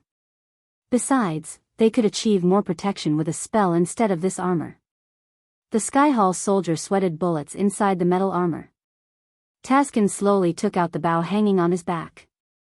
He knocked an arrow and aimed for the gap between the soldier's helmet and shoulder. After taking a deep breath, Taskin released the arrow. "Jeritich," the metal soldier groaned as Thilv grabbed the soldier before he hit the ground. If he fell down, the metal armor would make a sound loud enough to wake the soldiers sleeping inside the camps. While dragging the soldier back, Thilv unsheathed a crude dagger and plunged it near the arrow, and ended the soldier's life instantly. She then cautiously placed the body on the ground without making a noise. "Let's go," Vaycock whispered as the group moved around the camps. "Where are the potions?" asked Taskin. Vaycock pointed his finger at a wooden building across several camps and soldiers. Fortunately, Vaycock was able to sneak closer to the building using the tents as his cover. Since the Skyhall soldiers patrolled the area like clockwork, Taskin and his men were confident enough to sneak past them. But the only complication was General Tar and his wolves. These wolves were specially bred to track down Wood Elves and their tribes. Each wolf was ferocious enough to rip a Wood Elf apart in a few moments. Just thinking about the wolves, Taskin's shoulder ached. He looked at the deep claw mark on his right shoulder for a moment before following Vaycock behind. One by one, Taskin and his men moved past the camps. For some reason, it didn't feel right to Taskin. Not a single soldier spotted them, as things went pretty smoothly. But that was what worried Taskin. Vaycock halted his steps behind a wooden building, taking advantage of the shade provided by the roof. The team stopped for a few moments to catch their breath. "Something's bothering you, my love," Thilv turned her gaze at Taskin. The dark lines on his forehead betrayed how worried he was. "Everything's going smooth." "Too smooth, to be exact," said Taskin.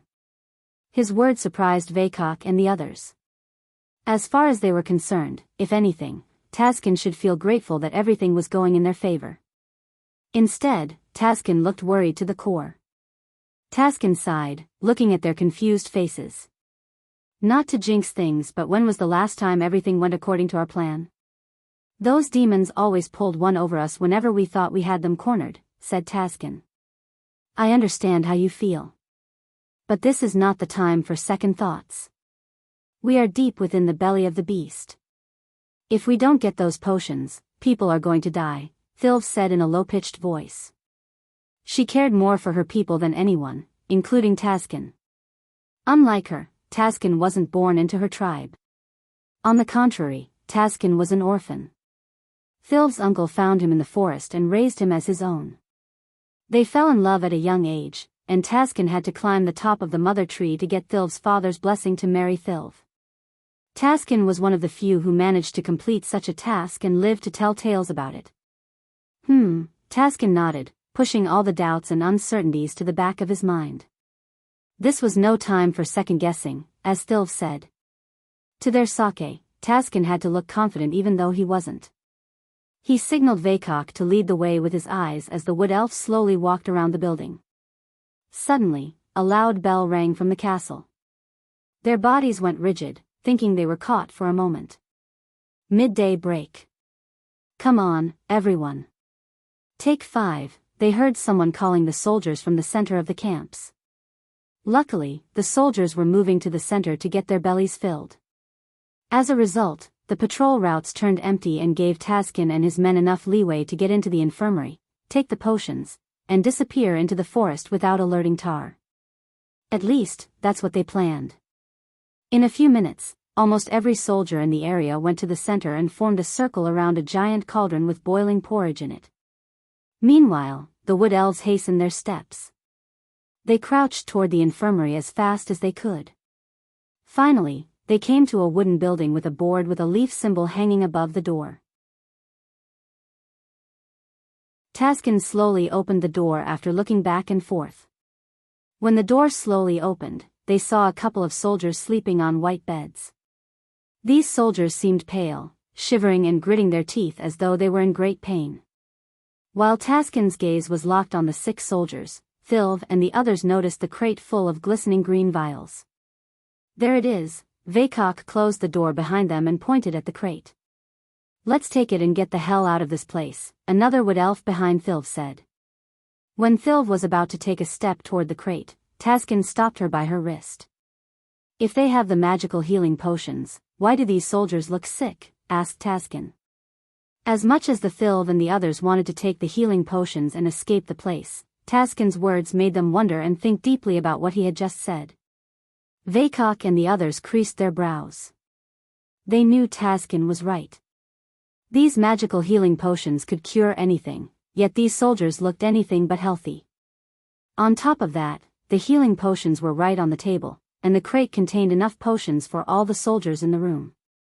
Yet, for some reason, the demons chose not to give the potions to their comrades. We can think about it when we get back to the tribe. Let's just take them and get the hell out of here, Vaycock rushed Taskin.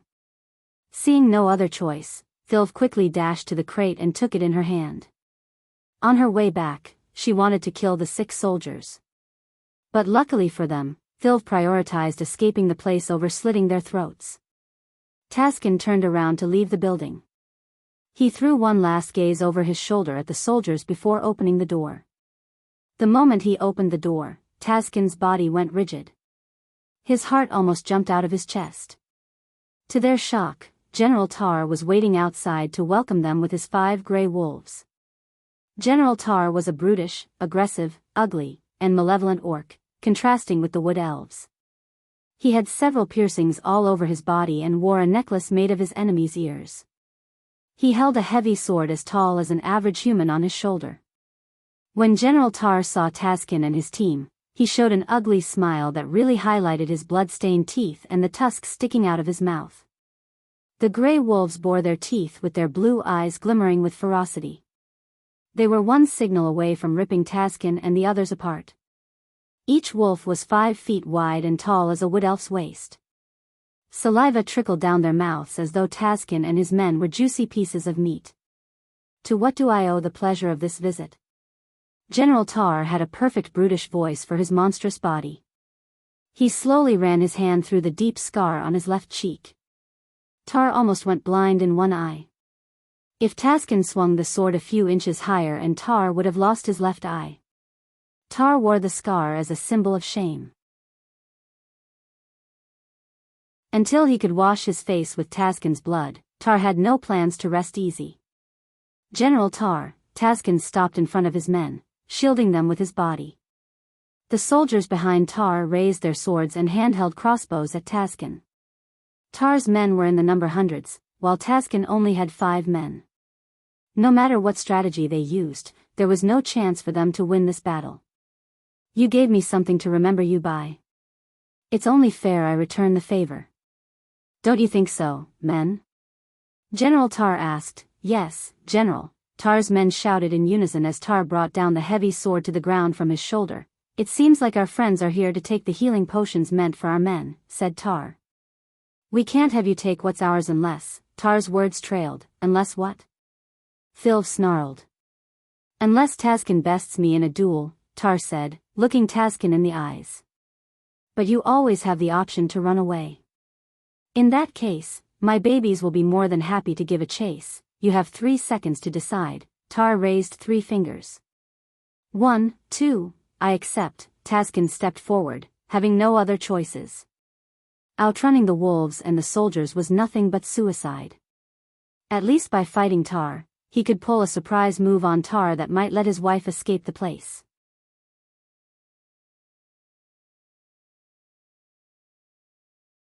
Chapter 8:20. Michael being a god. When Michael heard the echo in the distance, he was surprised. Soon, many figures riding winged beasts appeared on the horizon. These beasts resembled giant butterflies. Having no idea what was happening in the world, Michael remained on the hilltop, waiting for the figures to come to him. While they were flying toward him, Michael accessed the system's storage and took out the cultivation device. After a long thought, Michael named these devices Olympus. He wore the Olympus around his wrist and willed the system to use the refined arch energy crystals in the storage. Olympus warmed up slightly as the black device tightened around his wrist. Soon, Michael felt a surge of energy within his body. These refined arch energy crystals boosted his cultivation power to the core formation level. In a world without energy, a core formation warrior would be a god. Eventually, the giant butterflies descended down to the hilltop, revealing their riders. To Michael's surprise, those who rode the butterflies looked similar to the elves but had brownish skin and pointier ears. Furthermore, they looked primitive. The men wore a piece of a dress made of various leaves around their wrists, covering their manhood, while the women wore leaves covering their breasts and womanhood. Still, the dress made of leaves barely covered them. Even the bows and arrows they had looked ancient and primal. As soon as the wood elves saw Michael, they screamed and raised their hands to the sky. Their eyes were filled with disbelief and shock. They quickly jumped to the mountaintop from the mount and knelt before Michael. Michael saw them knocking their heads against the ground like they were asking for forgiveness. "This isn't the welcome I expected," Sarba whispered. Michael shared the same thought. The wood elves bent their knees and went on with the ground. They didn't even dare to look him in the eyes. He turned his gaze to the elder elf, who wore some kind of hat with feathers and held a staff. With a hunchback and a staff to hold his body straight, the old elf looked like a typical village elder who was wise and old. "Dark Lord," the old elf's voice stuttered. It was not because of his old age but because of the respect and fear he had toward the Dark Lord. The old man trembled even to raise his head before Michael. At that moment, almost 30 wood elves and their mountains knelt before Michael, waiting for him to speak. Since Michael was caught off guard by the god thing in another world, it took him a few moments to find his next words. Never in a million years did Michael think he would find an entirely new world with elves who worship him as their god. "All right. Everyone, stand up," Michael ordered them. The village elder and the other wood elves almost immediately rose to their feet as though they were programmed to obey every one of his commands. Tears gushed out of the village elder's eyes. Even some of the male wood elves sobbed with joy and delight. But deep within their eyes, Michael saw the desperation for help. Some of the elves had deep scars and wounds still covered with green paste. Those marks were perfectly straight, like a sword cut or a spear slash. Michael knew without a doubt that these elves were fighting someone. Judging by their weapons and clothes, anyone with a sword and better armor could slaughter these elves. So unless the elves were fighting unarmed goblins, they had no chance of winning the fight. The old elf tried to remain straight with the help of his staff. "I knew you would answer our prayers, Dark Lord," the old elf said, sobbing uncontrollably. Tears gushed out of the old elf's eyes. Michael pretty much had no idea what was happening. But he took a deep breath and decided to deal with the wood elves, who seemed to worship him with every fiber of their bodies. Even the members of his dark army didn't look as loyal and faithful as these wood elves. Suddenly, Michael heard a thunderous scream in the distance. Suddenly, a red smoke rose to the sky through the forest. The place where the red smoke was coming from was the same place these elves came from. "What is that?" asked Michael, moving his gaze to the red smoke in the distance. "Call for help, Dark Lord," the old elf answered. Intense fear glistened in his old eyes. We should try helping them. These elves seem desperate, Iag whispered in Michael's ears. Among the three heads, Iag was the least merciful one. But even she felt pity for the elves and wanted to help them. Michael was not going to ignore them when they seemed to worship him as a god. They were like the Dark Army, only more loyal and faithful. Then I should answer the call for help. Michael slowly ascended into the air as the elves gasped in shock. Their faces went pale. The village elder looked like he was about to have a heart attack. Lead the way, said Michael, hovering in the air. It took a few moments for the elves to snap back to reality. Then, they climbed onto their mounts and flew toward the red smoke. On their way, they stared at Michael with awe and disbelief. Their expressions were beyond words. On the other hand, Michael was in love with this new world. Everywhere he turned, he saw lush forests with magical birds and sapphire blue trees that glowed like neon lights. The air smelled fresher than any other cultivation continent. Magical was the word that appeared in his mind when looking at the world. The golden butterflies flew through the air like fancy kites. The butterfly with the elder on top flew relatively close to Michael, and eventually, a cozy village built on top of the trees appeared in Michael's sight. Michael was in awe, wondering how these elves managed to build a village around the trees above the ground. The tree houses he saw when he visited the Dark Elves were a far cry from this village. Through the giant blue trees, Michael vaguely saw a giant wooden pillar where the wood elves gathered around. The source of this content is nov/l/bin/. Net little wood elves bounced up and down, waving their hands, seeing the butterflies in the air. The grown-ups, however, looked tense and clenched their hands together against their chests. They were praying for their god to return. Through the canopy, Michael descended to the ground. Countless wood elves gasped and cried out loud. Just like the village elder and the wood elves accompanied him, the villagers dropped to their knees immediately after seeing Michael. Our God has answered our prayers. We are saved. Dark Lord. The villagers shouted out loud. Looking at them, Michael couldn't help wondering how they quickly identified him as their god. But he soon got his answer when Sarba asked him to turn around. You should see this, Michael heard Sarba's startled voice. As he slowly turned around, he saw a wooden carving of a man in the tall wood pillar. Although the features were not precise, he resembled Michael. The two swords on his back and the hydra on his shoulder were dead giveaway. He turned his back on the wood elves and stared at the wood carving for a few minutes. The wood elves didn't dare to utter a word. As a result, silence returned to the place. Strangely, the carving's eyes were radiating a dim light. When he looked closer into the eyes, Michael noticed a rune in each eye.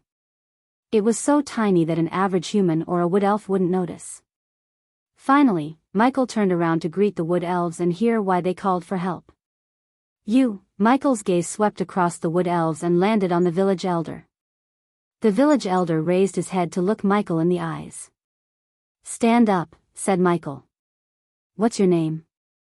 Michael asked the elder. Kirat, Dark Lord, the village elder answered with the utmost respect and reverence toward Michael. Michael nodded, flicking his wrist as the throne made of skulls and bones materialized behind Michael. He sat down and put one leg atop the other. The wood elves were once again startled by a simple act such as this. To the wood elves who grew up without arch energy or cultivation, everything Michael did was nothing short of a miracle. Now tell me why you called for help, Michael asked Kirat. The demons, Dark Lord. We are failing in the fight against the demons. Michael and Vidora were stunned by Kirat's answer. They immediately thought of Azazel and his race. But Michael was skeptical about the demon thing. He never thought the wood elves named the Skyhall soldiers the demons. To be honest, the wood elves didn't even know there was a separate race called demons that existed in the universe. Are these demons here to punish us because of something we did or didn't do, Dark Lord? Are you punishing your children? Michael almost coughed up blood after hearing the elder address themselves as the children. But he had to keep a straight face and go along with this. After all, Godhood did come up with some quirks like this. Besides, it didn't seem like a good idea for them to tell the wood elves the truth about the universe. Instead, Michael planned to be their beloved god. This way, Michael would have an entire population working for him, collecting everything he needs and being loyal to him in exchange for protection.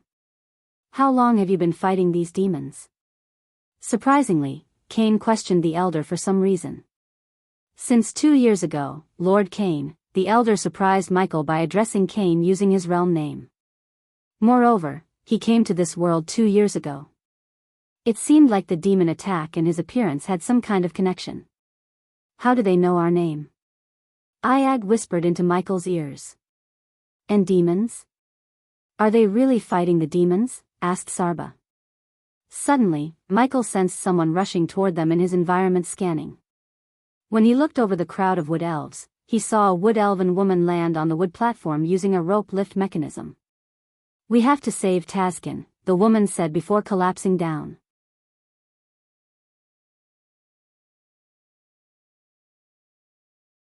Chapter 8:21, God to the Rescue, Thilv. Michael heard a wood elf cry out loud. Still, the wood elf, and who seemed to be his wife, didn't dare to move without Michael's permission. It was obvious the wood elf who just fainted due to probably blood loss was their loved one, but instead of rushing to her aid, the couple looked at Michael with eyes pleading for mercy. Kirat, bring her to me, Michael ordered the village elder. The wood elf old man immediately signaled Thilv's parents as they carried Thilv to Michael. The man who carried the woman had a muscular body with several scars, while his wife looked gentle and kind. They both sobbed, seeing the sorry state of their daughter. Thilv had several deep claw marks on her back and a deep stab wound on the side of her chest. Blood spurted out of her wounds, resulting in her body looking pale. Kirat and the wood elves placed Thilv on Michael's feet and knelt before him. Dark Lord, please save our daughter, they cried out loud. Michael stood up from this throne and took a few steps toward the wounded wood elf. He sat beside her before taking out a sparkling healing potion. Under the wood elf's shocked gazes, he gently opened Thilv's mouth and poured the healing potion into her mouth. The wood elves were no strangers to the healing potions. They saw the Skyhall soldiers use these potions on a battlefield to heal themselves completely. It was one of the many reasons why the wood elves got decimated mercilessly by the demons. The wounds on Thilv's body magically disappeared under their gazes. Her hands twitched slightly as she slowly regained consciousness. Any other normal healing potions would have failed to save her because of the blood loss. But Michael gave her one from his personal stash, which could supplement her blood loss and heal her completely. Ack! Suddenly, Thilv rose up from the floor, gasping for air. It took her vision a few seconds to adjust to the new sight. When everything cleared up, she saw a strange face looking at her. She immediately tried to crawl back and reach for her dagger in utter shock, but Kirat and her parents grabbed her by her hands. Thilv. Thank the Dark Lord, the source of this content is nov/l/bin/net, my precious. Thilv's mother and father embraced her tightly as the entire tribe looked stunned by Michael's mercy. Michael returned to his throne, letting the family have some warm moments, although he doubted this would last, judging by the wounds on her body. Thilv hugged her parents tight as she sobbed uncontrollably. A few minutes later, Kirat and her parents dropped a nuke on her head. Thilv's face paled when her gaze fell on Michael. The god she had prayed for since she was a little kid was sitting before her. Not a single day passed without Thilv praying to the Dark Lord. It was her true wish that the Dark Lord would appear in front of her one day. But she didn't know it would actually happen. The Dark Lord looked more imposing and radiant than the wood carving. Her heart almost jumped out of her chest when he smiled at her. As much as Thilv wanted to grab his feet and cry out loud, she didn't have time to do so. Taskin was fighting Tar as they spoke. He and her comrades risked their life so she could escape. Realization hit her as the Dark Lord may be the only person who could save her husband. Hence, she dashed at the Dark Lord and dropped to her knees before Michael. She looked up with her hands clenched against her chest. Please save my husband, Dark Lord. Michael guessed she might put a request like that after he saw the wounds. Luckily for the wood elves, Michael decided to help them. Plus, he was curious to see these demons they talked about. These people had been worshipping him, so the least he could do was help them get some peace. Besides, he felt like it was his duty to protect these people. Perhaps it was their loyalty or the fact they worshipped him, but he wanted to help them. Michael unsheathed a dark sword as the wood elves took a step back. They trembled at the sight of Michael's black sword. He dropped it to the ground and rose from his throne. Thilv still remained at his feet, begging for his help. He stepped on the sword and turned his gaze down on her. "Step onto the sword and hold my hand tight." At first, Thilv was confused but eventually did as she was told. After all, she had no time to waste, and her god had ordered her to climb on the sword. "Dark Lord, please allow us to accompany you," said Karat, only to see Michael shake his head. "No need. I will be back soon." As he said, the black sword slowly ascended into the air, carrying Michael and Thilv. But before Michael could shoot into the air, Vidora made a request to Michael. "We'd like to stay with the villagers." Although Michael was surprised, he didn't see any harm in leaving Vidora with the wood elves. Michael nodded as Vidora jumped back to his throne. After leaving Vidora on the throne, Michael flew straight through the canopy to the sky. Thilv let out a squeal as she grabbed Michael's hands tight. When he rose to the air, Michael saw a colossal tree in the distance. Even the giant bull he saw in the demon's grave would look small in front of this tree. The black smoke rising from the ground near the tree and the castle looked out of place to Michael. Even from afar, Michael could smell the metal and pollution in the air. For a few moments, Michael stopped flying and looked around the world. His blood boiled when he saw countless forest fires and dark smoke rising to the sky. Only a fool would think they happened naturally. He knew that whoever built the castle near the mother tree was responsible for all the destruction. He could only imagine how many precious plants and wildlife the fire had engulfed. Such a waste of resources and destruction of nature raised his killing intent to another level. "You might want to hold me tighter," said Michael. Thilv nodded as she grabbed his hands tighter than before. Suddenly, everything around her blurred. Her face ached because of the speed. It was a miracle her leaf dress remained intact when she appeared directly above the encampments, where she saw Taskin and others bleeding to their deaths on the ground. "There they are," Thilv pointed her fingers at the ground. To Michael's surprise, an orc was beating the life out of some wood elves. But when he looked closer at the soldiers, he was disappointed and surprised at the same time. The reason for his disappointment was they weren't demons but elves and humans in metal armor. On the ground, Taskin and his men tried to pick themselves up, but Tar had broken their legs with a wooden club. When the duel between Tar and Taskin began, the orc used a pill to enhance his strength to ensure his victory against Taskin. A fair duel would have gone in Taskin's favor, but it was far from a fair duel.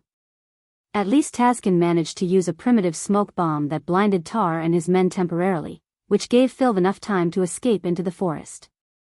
However, the Skyhall soldiers and the wolves managed almost to kill her. Luckily, they didn't know the forest like Thilv knew. Now, Taskin and his men just hoped Thilv escaped to the tribe. They didn't even want backup because sending backup to save them was equal to sending the wood elves to their death. Taskin's legs looked crooked as Tar slowly walked toward him. The ugly orc had an even uglier smile on his face. Suddenly out of nowhere, a bolt of lightning struck the ground between him and Taskin. Only then did these Skyhall soldiers look up at the sky. When they realized what just had happened, Michael landed on the ground, creating a shock wave that sent the orc flying away. The Skyhall soldiers were terrified as the dark sword slowly descended to the ground carrying Thilv. "Give these to them." Michael threw a bunch of healing potions to Thilv like they were candies. "Taskin!" she cried out loud as she dashed at Taskin. His face was swollen and almost unrecognizable. Because she was with the Dark Lord, Thilv had no fear in her heart. Meanwhile, the Skyhall soldiers looked tense. Before they could react, Michael dashed at Tar. The big ugly orc was trying to pick himself up. Instead of waiting for the orc to stand up, Michael grabbed him by his head and cast the cloud of darkness and death range. The area immediately grew darker, which terrified the soldiers around Michael. The orc groaned. His big green eyes were filled with shock. Without giving the orc any time to retaliate, Michael cast the Soul Eater. Michael could have easily returned the favor by beating the crap out of the orc, but he chose to kill the orc quickly to show his overwhelming powers. After all, Michael had the reputation of a god to protect. The dark smoke shrouded the orc as everyone heard the orc's sickening cry of agonizing pain. His scream echoed through the lands. Soon, the Skyhall soldiers noticed a bright smoke leaving Tar's eyes and going into Michael's mouth. The orc's once bulky monstrous body shriveled under their shocked gazes. When Michael let go of the orc, Tar looked more like a mummy than an orc. Taskin and the others couldn't believe what they had just witnessed. "Who is he?" Taskin asked with a stuttering voice. Everything that happened before his eyes was nothing short of a miracle. He even thought this was just a dream. Meanwhile, the Skyhall soldiers lost the color of their faces behind the helmets. Some of them outright fell to the ground due to the cloud of darkness effects. Michael slowly turned his gaze to the Skyhall soldiers. Black lightning crackled around his arms, threatening to strike every single soldier in the area. "Shall we begin?" Michael's words swept across the land and put the fear of God in their hearts.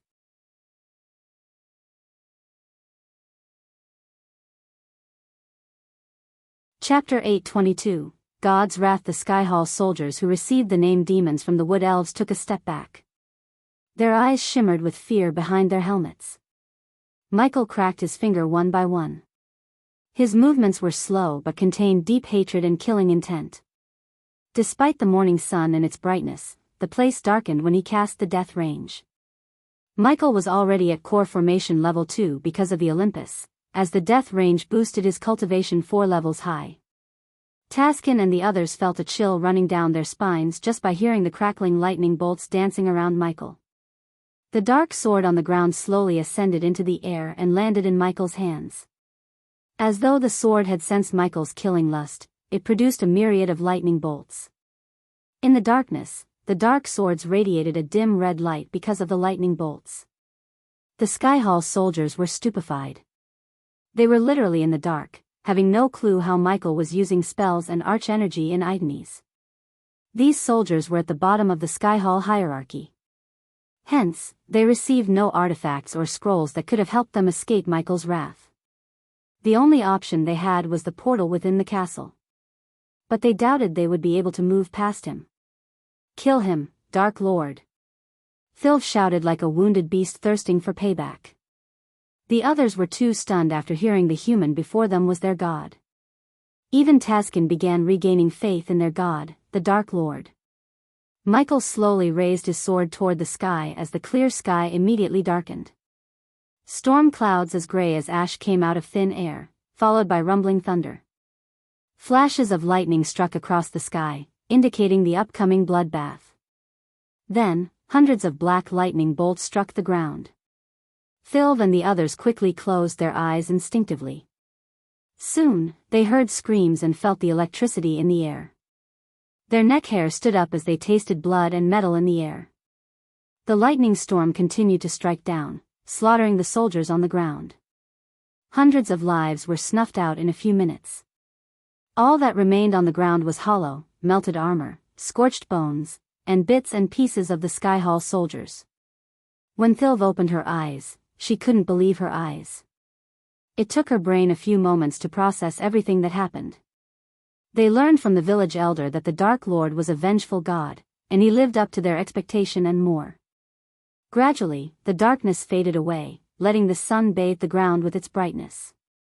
In the light, the ground looked more terrifying. The ground was littered with the Skyhall soldiers' remains. Michael was happy with the output. These soldiers deserved no mercy nor the right to breathe another day in this beautiful world that belonged to him. Michael turned his gaze back to Thilv and the men. "Collect the armor and their weapons," Michael ordered the Wood Elves. Their bodies moved without their consent like robots.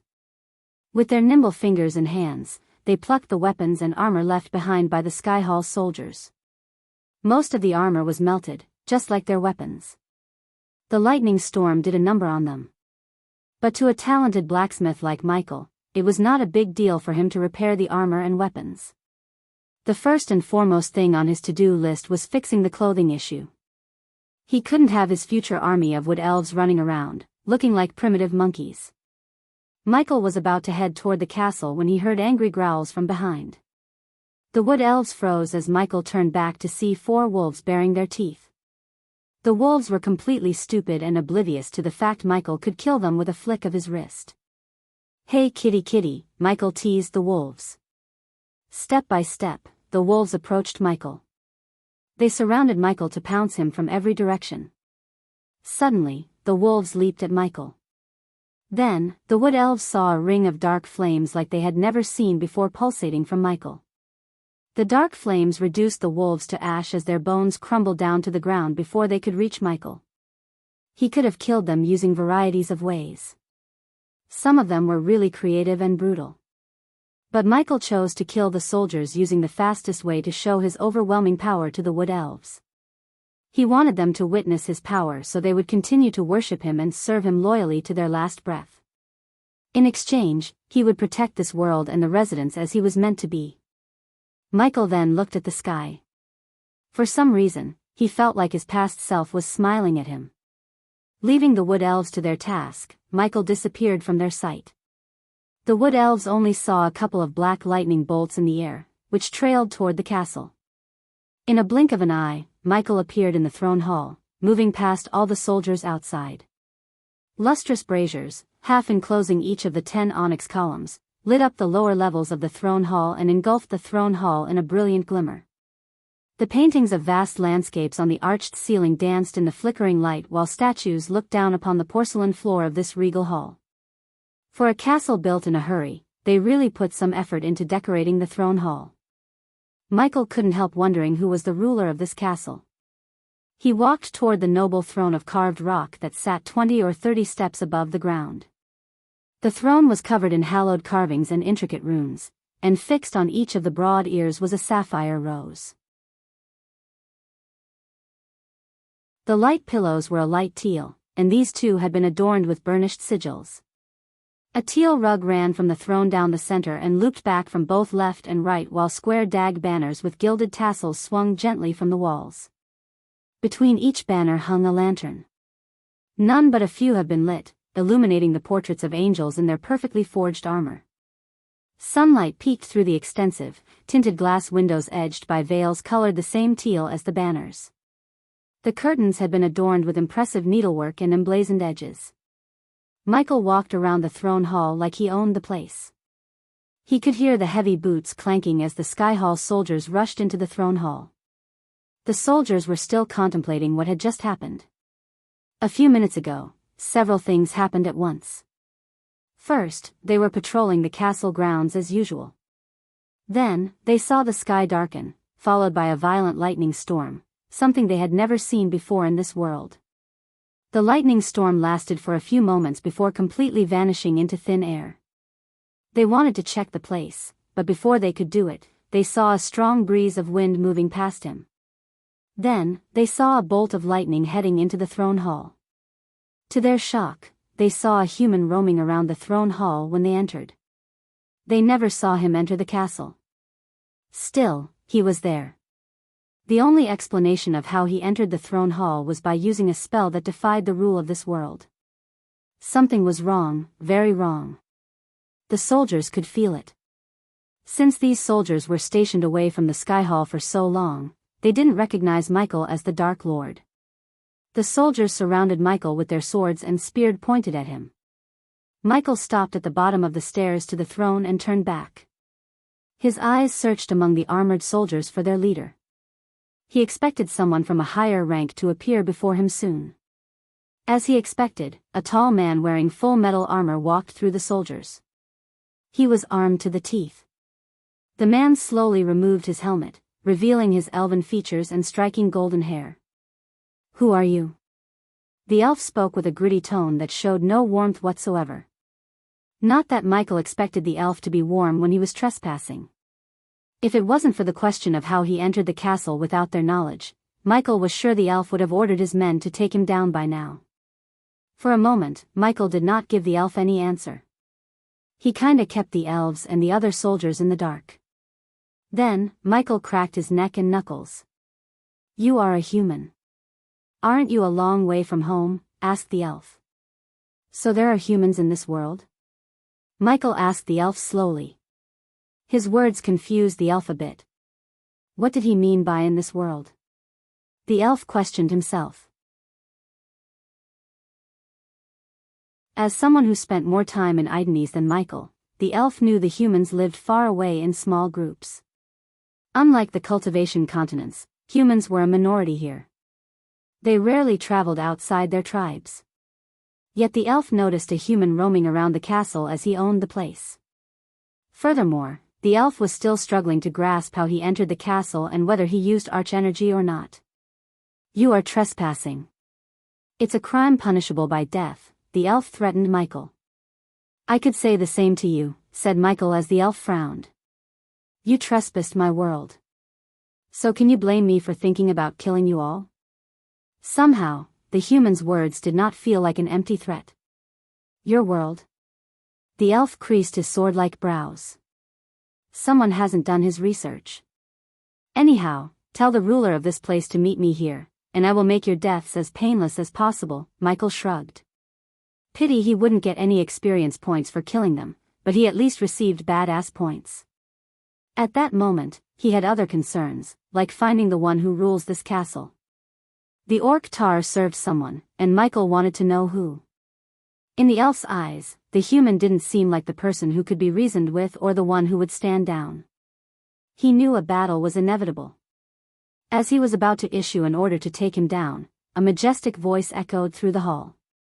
"Stand down."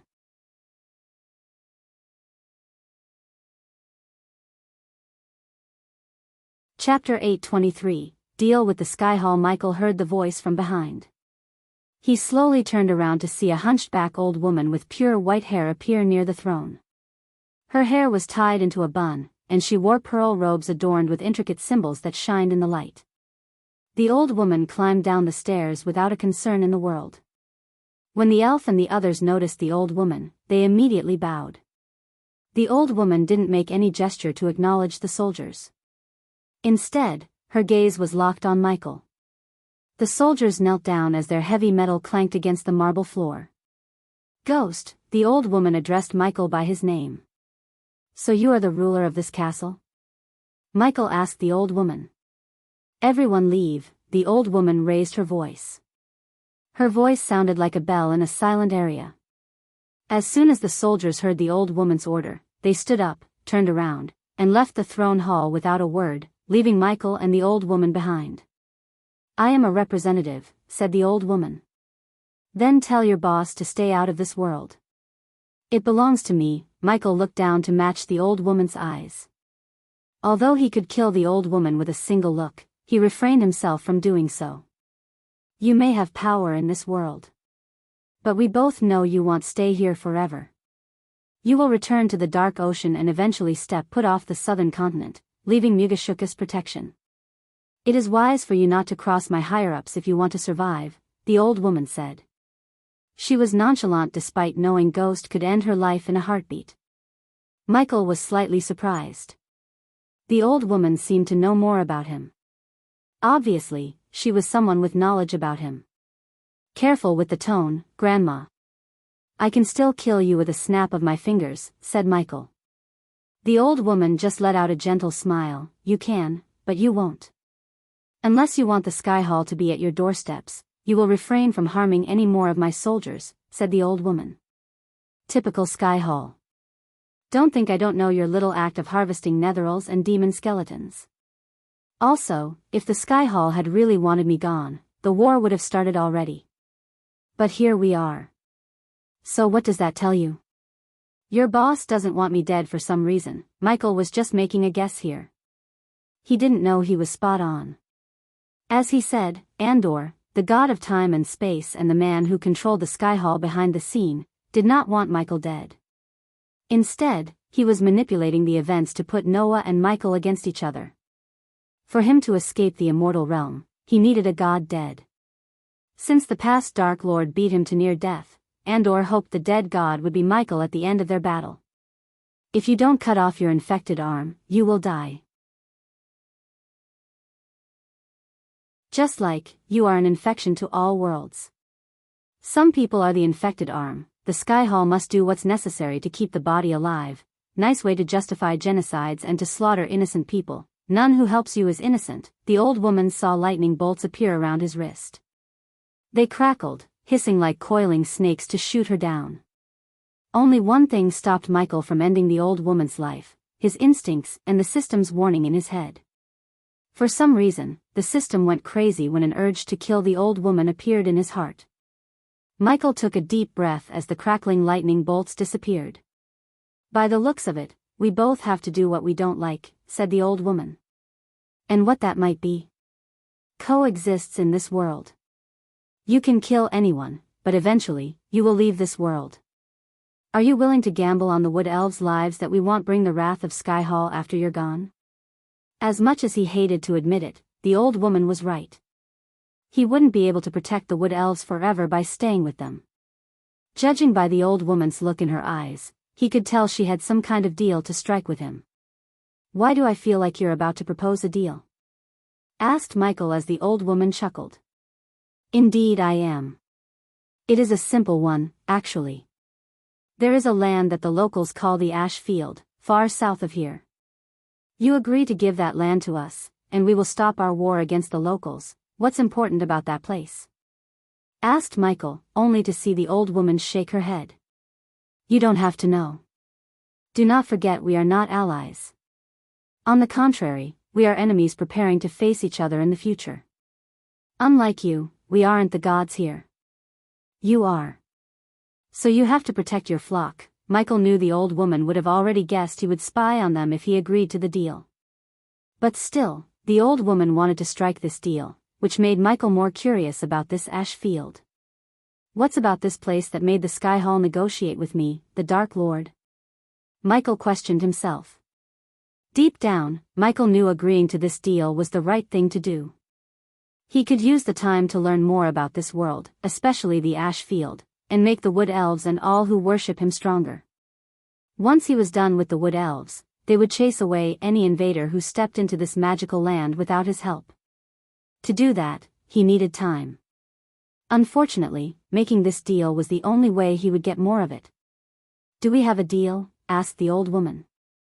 As you said, we both have to do things we don't like. But, Michael raised a finger.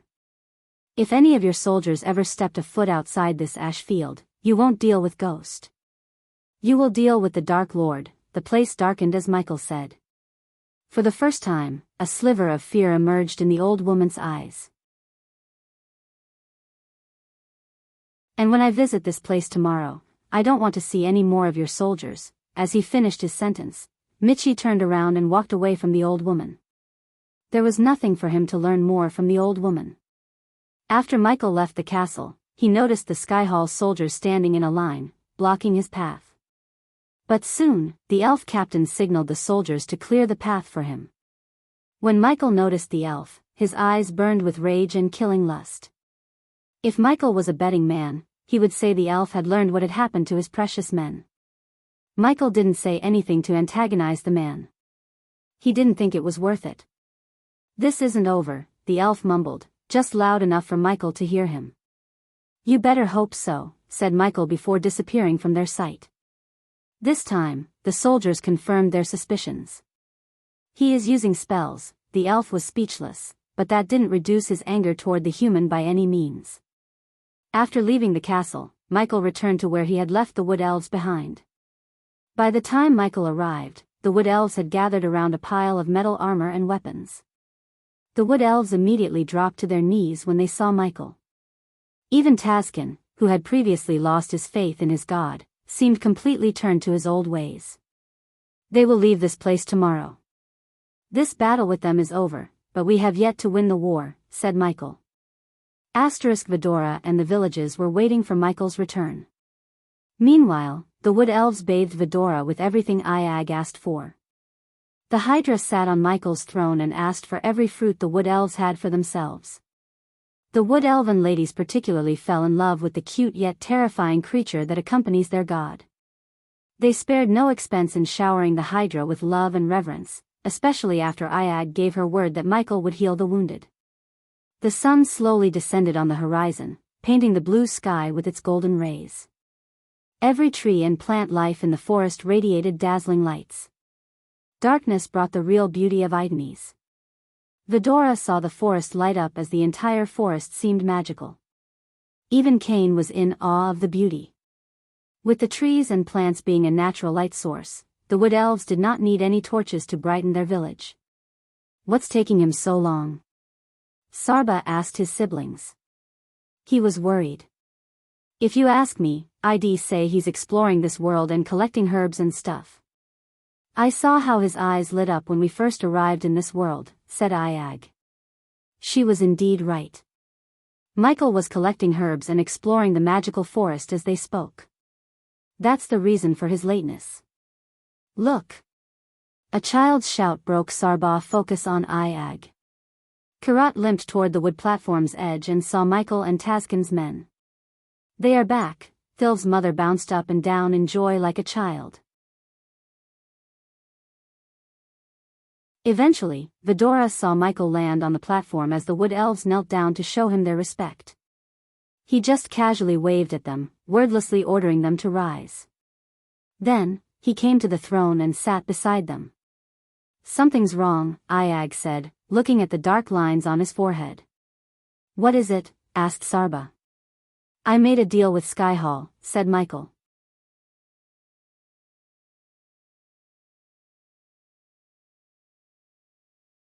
Chapter 824. A cool god. Michael took Vidora and flew away from the village built on the trees. He came to a mountain cliff where he first appeared in this world. The forest glistened like a neon city with flocks of magical flying beasts decorating the sky in the distance under the starry sky. Looking at the mother tree in the distance, Michael told Vidora everything that had transpired in the castle. After listening to Michael's story, all three heads agreed that making a deal with the old woman was the right thing to do. Otherwise, Michael would be in a constant war in this world too. For a change, Michael wanted some peaceful time here. But he couldn't have peace with the Skyhall soldiers running around. "Good thing we have drones and spiders to spy on them when they are in the ash field," said Sarba. "But we have to be careful. They know we will do that. Still, they are going for it. It could only mean one thing: they can hide whatever is there from our eyes," said Cain. Time flew past as Michael discussed every aspect of their plan with Vidora. He had to say that it was a wonderful conversation.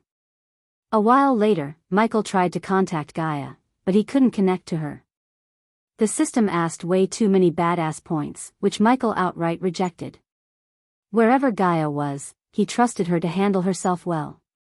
Gradually, Michael felt the exhaustion getting to him as he fell down to take a long nap. He only remembered closing his eyes. By the time he opened them, he saw the sun rising on the horizon. This morning he woke up the same as every day, stretching his muscles. Despite being in a different world, he got up, freshened up, and waltzed into the forest to take a calm morning walk. There was a gentle breeze, creating the single sound of rustling leaves. The leaves appeared as though they were dying to fall out of the tree and join their companions on the forest floor. Together with pine needles and other colorful flora, the leaves formed a thick, springy carpet for him to walk upon. A lazy mist hazed his vision, making the forest and the horizon seem like one from a storybook. The forest around him was imperturbable, as if it was keeping a secret hidden deep within itself. Walking underneath the shade of the trees, he found himself appreciating the scent of these new alien trees. Encompassed by the thick, heavy air, he watched as a single bird that looked like a sparrow fluttered high above the cyan forest. A few feet next to him was an eager red-furred monkey hastily scampered from tree to tree, awaiting the chill of winter. The forest, he realized, was home to many magical creatures he had never seen in his life before. In giving protection and food, the forest was gladly rewarded with the company of these animals. The forest was pure and clean, as though it had never been disturbed by man and his vicious life-killing machines. Luckily, the alchemy book he bought from the system included the wildlife in this world. Otherwise, Michael would have failed to tell the difference between a poisonous plant to a medicinal herb. Some of the glowing mushrooms seemed toxic as hell. Michael collected all of them one by one for future experiments. After mastering all the formulas that exist in the world, he was researching new potions and pills. He had collected hundreds of herbs on his way to the village. When he arrived at the outskirts, Michael simply leaped into the air and landed right beside his throne. The villagers knelt down when they saw him. "You do not have to kneel down every time you see me," said Michael. Their kneeling became quite tiring so quickly. "Isn't this our duty, Dark Lord?" Karat asked Michael as he shook his head. "There is nothing more dangerous than having blind faith in someone, Karat. You are not mindless creatures. Keep your faith and loyalty toward me in your heart. That's enough for me. I do not expect you all to kneel down every time you see me," said Michael. One of the many reasons Qinzhou and the Sky Hall were so hell-bent on killing him was how Qinzhou witnessed a future where people had no free will. Contrary to what she saw, Michael wanted everyone in the world to be free. If the Sky Hall and the Guardian Guild hadn't tried to kill him and imprison him, Michael's aim would have been just getting stronger and living his life to the fullest. In a way, they pushed him to be the Dark Lord. So every step of the way, Michael had been cautioned that he wouldn't turn into something Qinzhou said he would. Besides, if he had accepted the Wood Elves behaving like robots, their individual traits and talents might not come to light. Exploring their talents was just as important as exploring this world to Michael. The Wood Elves reluctantly nodded and raised to their feet. Then, Michael lazily sat on his throne with his gaze fixed on Karat. "How's the wounded doing?" Michael asked the elder elf. "They are alive thanks to you, Dark Lord," said Karat. "So, what's your day-to-day life like? What did you people do all day before they invaded your land?" Michael was curious to learn about their day-to-day life. They had no fancy cities, arch-energy, and evil cultivators to disturb their daily life. So Michael wondered how they passed their time. "Oh," the old elf's eyes lit up, "we wake up, tend to the forest, teach the children our ways, collect fruits and vegetables from the forest, and send gifts to the nearby tribes. But most of our time is spent before your statue, praying and talking to you about our lives. You can talk to me now." Taskin, Michael turned his gaze toward Taskin. He had a feeling this particular wood elf has something in his mind. Although Michael had a pretty good idea about it, he wanted to hear from Taskin himself. The moment Michael gestured at Taskin to step forward, Karat's heart started to pound against his chest. Taskin was one of the few elves who lost their faith in the Dark Lord after the demons invaded their world. "Speak your mind, Taskin. I am a cooler god than you think," Michael reassured the wood elf with a gentle smile. Taskin looked a bit reluctant at first, but seeing everyone's gazes were fixed on him, he sighed and decided to ask the one question that kept him awake many nights. "When the demons invaded us and slaughtered thousands of our people, we prayed to you non-stop. But what did we do not to deserve your kindness and mercy then, Dark Lord? Are you questioning our God, Taskin?" Karat's face twitched when he saw Taskin question Michael.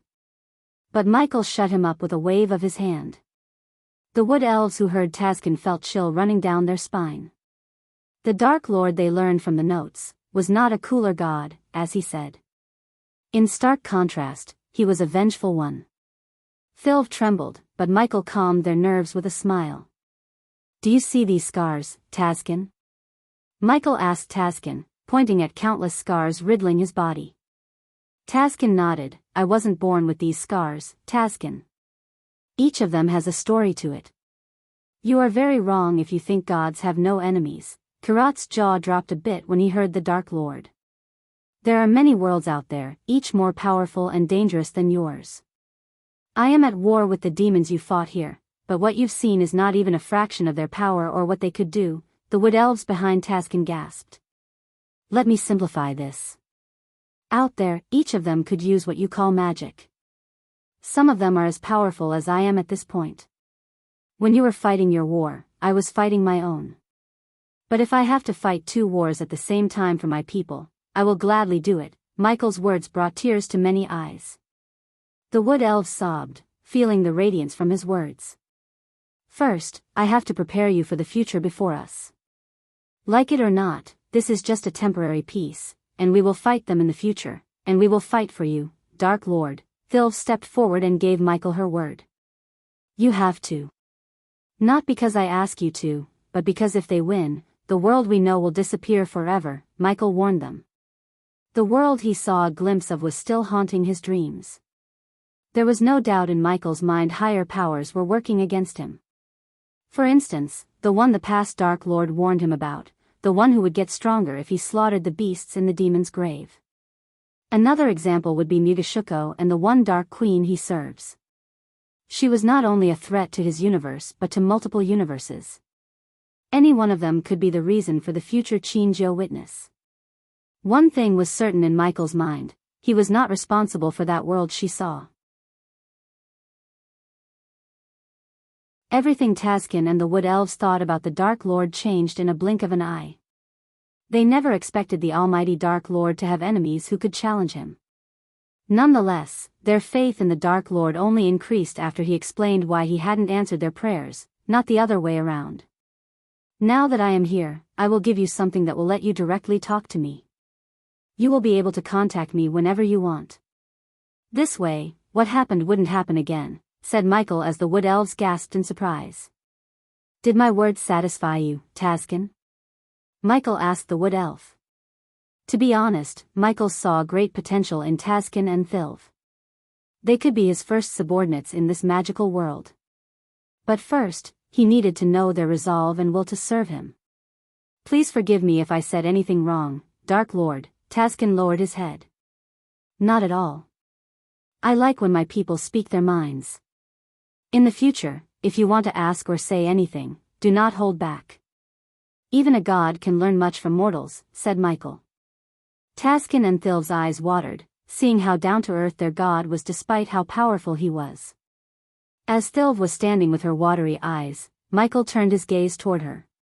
Thilv, I heard you have a map of this forest. Can I see it? Yes, of course, Dark Lord. Thilv bobbed her head up and down frantically before running into one of the wooden huts. A few seconds later, she came back with a big round white leaf. On its surface, Michael saw a roughly drawn map of this forest. System, locate what we need in this map, Michael asked the system. Soon, Michael saw a glow in the map far north from their tribe. It's time to make gold coins rain, Michael chuckled inside.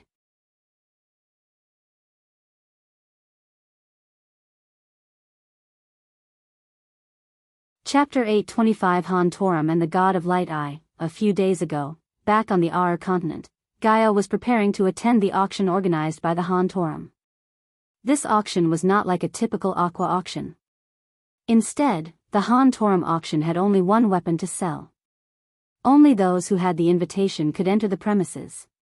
At that moment, Gaia was not in her usual black robes or armor. On the contrary, she chose fancy clothes fit for a princess and a queen. If the dwarves suspected something amiss, they would call off the auction, and she must not let that happen. She needed to play the role of a wealthy heir until she learned more about the devastating weapons the dwarves had recently built. He should have a good reason for not talking to me. Gaia laid flat on the queen-sized bed and looked at the empty space beside her. She had been staying in Delgarum, the dwarven kingdom, in a high-end inn. The room had everything a rich noble could ask for, but Gaia felt lonely without Michael.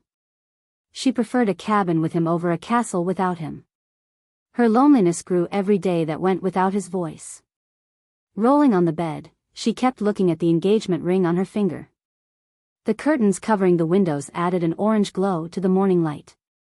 It reminded Gaia of the times she slept in a beach hut, cuddling Michael and watching the ocean emerge under the golden shimmer. For a moment, her mind conjured the rhythmic waves, soft on the sandy shore, and felt her heartbeat to the same slow pace. She breathed in deeply. A new day had begun. My lady, it's time for you to leave the bed and get ready for the auction. Gaia heard Azazel's voice in her head like an annoying alarm. All right, Gaia exhaled heavily. She reached her hand out to the fabric, noticing how up close the light poured through every open space between fibers. no different from how it once came through the beach hut walls, illuminating like brilliant fireflies each dawn. The blanket was warm beneath her fingers, and when the sun flooded the room, repainting the colors, she felt a little of those golden rays soak into her skin. Finally, Gaia left the bed to take a bath in the bathroom attached to the room. Almost after 30 minutes, Gaia exited the room, wearing the silky smooth bath towel Michael gave her. Then, with a flick of her wrist, she adorned the elegant noble dress Michael brought her from the system for occasions such as this one. The mirror before her reflected the dress, covering only a small portion of her shoulders and flowing down into a fancy queen and neckline. It was a tight fit that put the focus on her breasts but in a graceful manner. Her arms were only covered at her shoulders. A choice that added to the elegance and grace of the dress. The elegant black dress waist was thin, but it was a loose fit. A bow had been wrapped around her, resting gently on her lower back. Below the waist, the dress fitted snugly around her and had an accordion style. The dress reached just below her knees and was longer at the sides and back of the dress. She was wearing open toes, which added simplicity and elegance. To top it all off, she wore a subtle necklace and several elegant bracelets. Before leaving the room, Gaia double-checked the teleportation scrolls and the APD around her wrist. After making sure everything was in place, Gaia left the cozy room. By the time she reached the bustling street of Delgarum, a carriage was waiting for her. The carriage was owned and manned by someone from the Dark Lord's army. "Shall we go, my lady?" asked the middle-aged man in the driver's seat. Gaia nodded as the horses galloped toward her destination. Apparently, Hontorum dwarves chose a drama theater in the entertainment district. Because most of the dwarves couldn't fly without a flying sword, they banned flying inside the city. Thus, Gaia and all others had to use other means of transportation, such as carriages. While the carriage was on its way to the entertainment district, Gaia took out a tablet-size mirror from her space ring.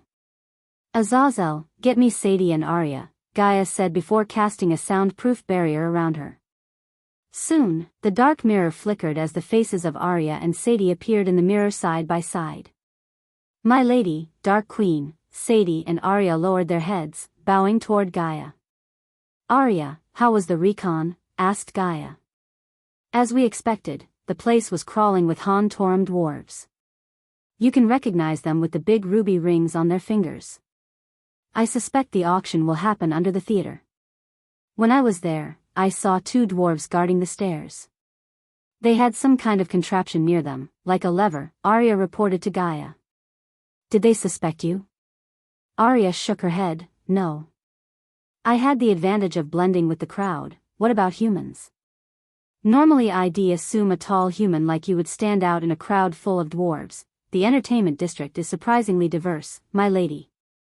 Except for the elves, you can see almost every race there. Of course, the majority of them were dwarves, but I had enough orcs and humans to blend with," said Arya. "That's because Delgarum is holding an annual think tank," Sadie interjected as Gaia turned her focus to the Silvermoon girl.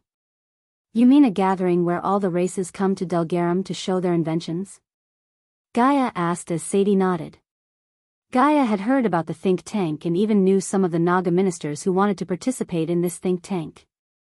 While she was in Nagaland, Gaia always advocated against participating in it because she didn't like the idea of their innovations going public.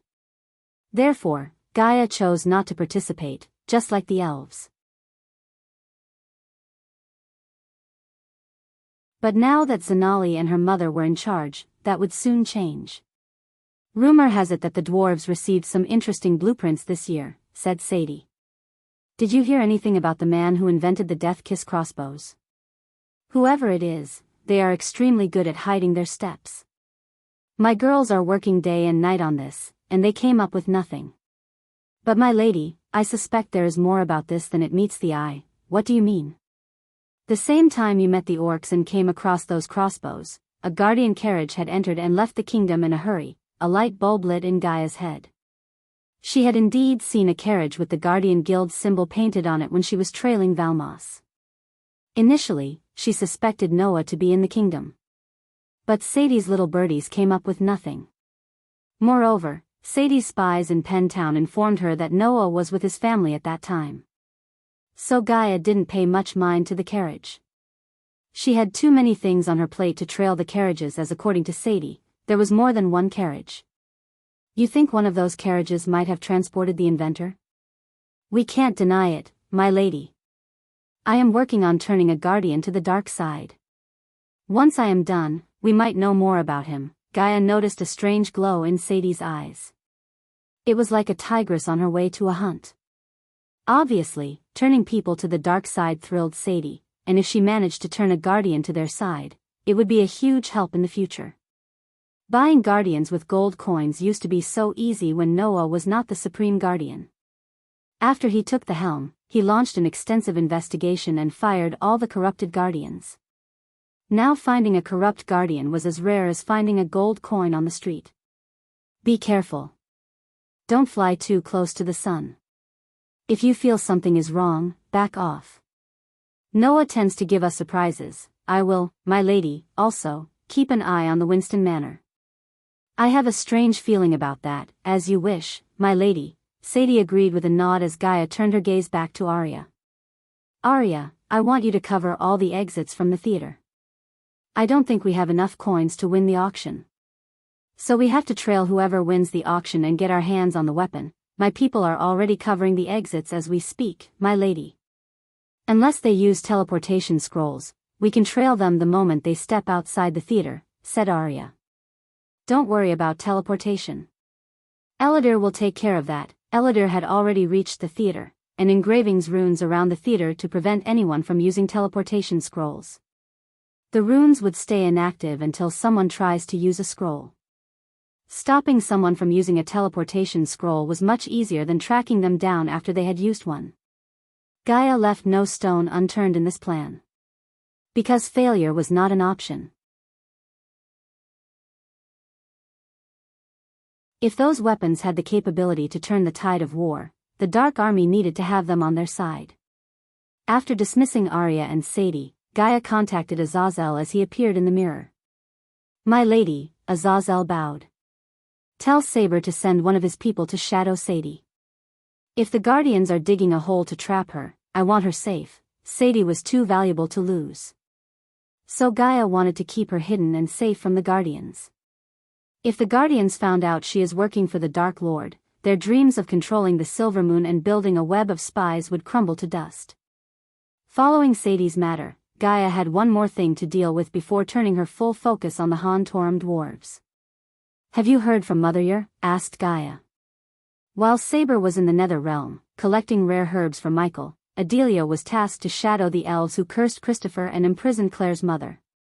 She was ordered to rescue Claire's mother by any means necessary by the Dark Lord himself. She has reached Nelnither and is getting close to the Mortero family. She also asked me to keep an eye on you, my lady. Gaia smiled, and I would ask you the same. Keep an eye on her. I want and can't lose her again. I will talk to her after this auction. At that point in time, Gaia had no idea the surprise Noah had for all of them.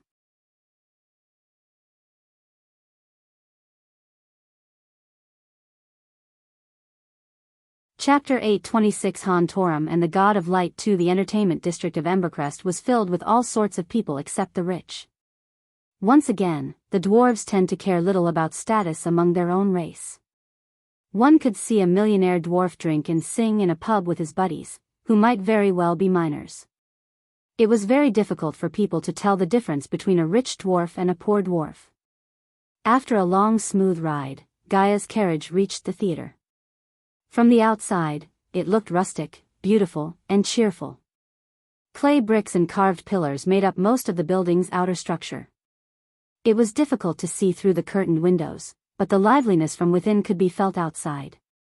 Park the carriage nearby and wait for my word, Gaia said to the driver and stepped out of the carriage. A wide straight avenue littered with dwarves welcomed Gaia. As Arya said, Gaia noticed many orcs, humans, and beastmen on the street. Thanks to those, she didn't stand out among the dwarves, and the short bushy beard species didn't raise an eyebrow as they would if she had visited the place later this year. 20 or so marble stairs led to the theater door, flanked by 2 dwarves in silver armor and war hammers with intricate engravings. HRRM, the dwarves growled under their breath when they saw Gaia's long legs. Hate toward the taller species was evident in their eyes as the dwarves opened the door for Gaia. As she entered the theater through the decorated metal door, she was welcomed by dancing thespians and excitement. It was as charming inside as it was on the outside. Rounded stone beams supported the upper floor and the huge lamps attached to them. The walls were decorated with mounted animal heads, shields, and portraits of various dwarves. The theater itself was packed. As one would expect, dwarves were the primary clientele here, which often meant great company and chaos.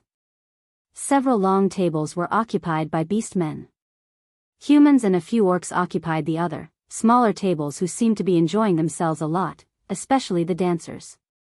The center stage was built several meters higher than the ground, but not too high to ache one's neck. Several female dancers, including beast men, women and human women, danced gracefully, wearing revealing clothes. The air reeked of freshly brewed ale. It was almost overwhelming. Everywhere Gaia turned, she saw the dwarves drinking, laughing, and fighting like it was no one's business. This behavior didn't surprise Gaia much, as the dwarves were unruly creatures with unpredictable behavior. Gaia's gaze swept across the theater and noticed a few humans walking toward the 2 dwarves guarding the stairs. That must be the entrance, Gaia said to herself before squeezing through the crowd toward the dwarves. She had to be careful not to step on any dwarves on her way because there were several of them rolling on the ground. For a Great 8 clan, Han Torum picked an unusual spot for the auction. Gaia took out the invitation with a flick of her wrist and held it in her hand. The dwarves noticed the approaching human and the golden invitation in her hand. Here you go, Gaia extended the invitation for the dwarves to see the embossed letters on the invitation. The 2 dwarves gawked at the invitation from top to bottom. Then, they removed the red rope blocking the stairs leading downstairs. Golden lamps brightly lit the steps and led Gaia to a spacious hall under the theater. Only a few people remained in the hall. The marble floor shimmed under the bright chandelier light. Crimson-red curtains woven with elegant designs covered the windows and the walls. When she entered the hall, a human girl wearing an alluring red dress that hugged her perfect hourglass structure came to greet Gaia. She was one of the thespians and was assigned to be the auctioneer. My lady, the red-haired beauty bowed toward Gaia. Please enjoy the beverages and make yourself at home. The auction will begin shortly, said the beauty. She tried to avoid gazing at Gaia's dress but failed miserably. Her eyes sparkled. But Gaia was more focused on the others in the room. To her surprise, she noticed a few orcs along with the beast men. As for humans, there were 4 in the room. Among the 4, 2 of them wore white robes with the iconic Guardian Guild symbol engraved on their chests. Avoiding their gazes, Gaia made her way to the long oak table with silver plates filled with snacks, fruits, and beverages such as ale, wine, and beer. How are you doing? When Gaia came to the table, a woman with fluffy fox ears greeted her. The woman's tail slowly swayed left and right as she sipped the wine from the golden chalice. Good. What about you? Gaia greeted the golden-haired woman with a gentle smile. To avoid looking out of the place, Gaia took an empty glass, poured red wine, and pretended to drink it. I couldn't help but adore your dress, the woman complimented Gaia's dress. Gaia was no stranger to fake compliments, but the woman's words were genuine. Any woman with a tad bit of taste in clothes would kill to get a dress like the one Gaia was wearing. It was a pity that Gaia didn't know why people had been glaring at her dress the moment she stepped out of the carriage. If anything, this dress was drawing too much attention toward her. My fiancé gave this to me, said Gaia. He must have good taste in clothing. Oh, pardon my manners. I am Calibra, the beast woman introduced herself, reaching out to shake Gaia's hand. For a moment, Gaia stared at her in surprise. Aren't you a bit too friendly when we are all here to bid for weapons? Asked Gaia, but she shook her hand anyways. She followed Michael's words of making allies anywhere you can instead of enemies. We ladies have to stick together. What's the worst that could happen by making some friends? Kalubra shrugged. Kalubra's cute and cuddly look may fool the others but not Gaia. She could identify a killer when she saw one, and Kalubra was a predator despite her foxy ears. Gaia had a feeling that Kalubra may have sensed the same. No one would send an innocent to a black auction that deals in destructive weapons, especially not the Beast King Zelik. Look at them going. Kalubra's gaze fell on the Guardians. Why do they want to participate in this auction when their new Supreme Guardian brags about stopping wars? Judging by Kalubra's tone, it was apparent the fox hates the Guardian Guild. Although they seemed to share the same hatred toward the Guardian Guild, Gaia remained silent. She was here to track down the buyer and the weapon, not to bitch about the guild and Noah with this total stranger. While Gaia was waiting for the auction to begin, she received another shock. The orcs who bought the Death Kiss crossbows entered the hall with their red-skinned leader leading them. Once the orcs entered the hall, an uneasy atmosphere surrounded them.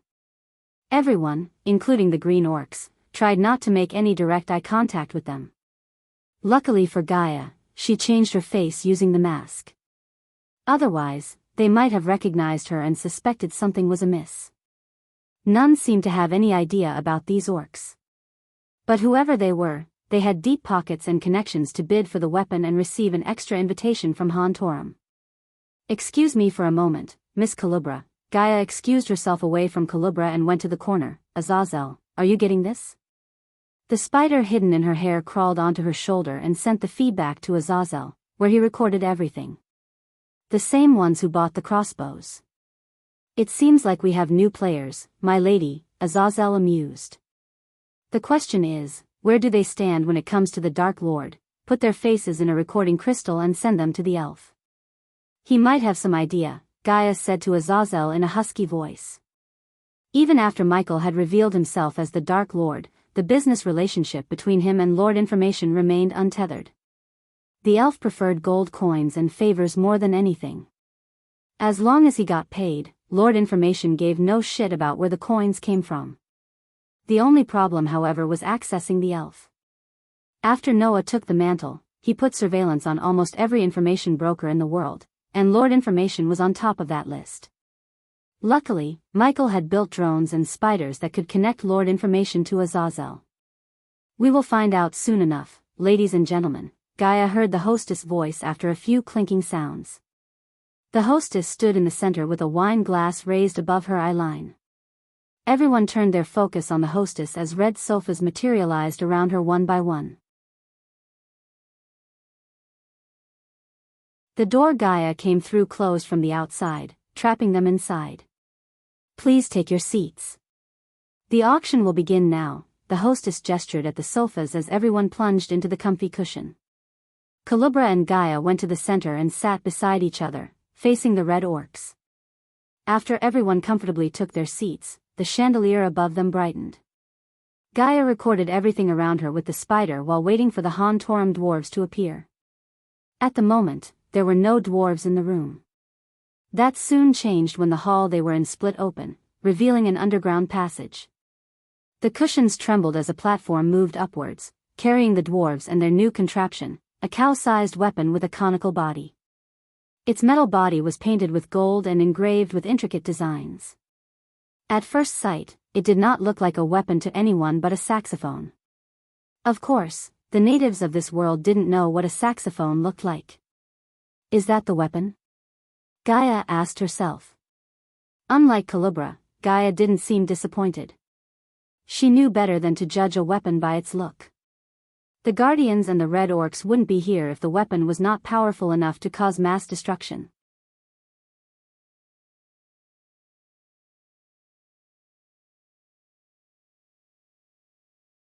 Chapter 8:27 Han Torum and the God of Light 3. The two dwarves stood beside the unusual weapon and glanced at their audience briefly. They were like any other typical dwarves, bushy beards, bulky bodies, and smelled like ale. One had a receding forehead, while the other looked young with black curly hair. Everyone in the hall was able to see the weapon clearly. Now they all wanted to see what it could do before they started bidding. As though the dwarves had sensed their curiosity, they introduced themselves without taking any more of their time. I am Beofug, and my partner is called God Done, the young dwarf introduced himself and his partner. I know no one gives a shit about our names. So let's go straight to the demonstration. Shall we?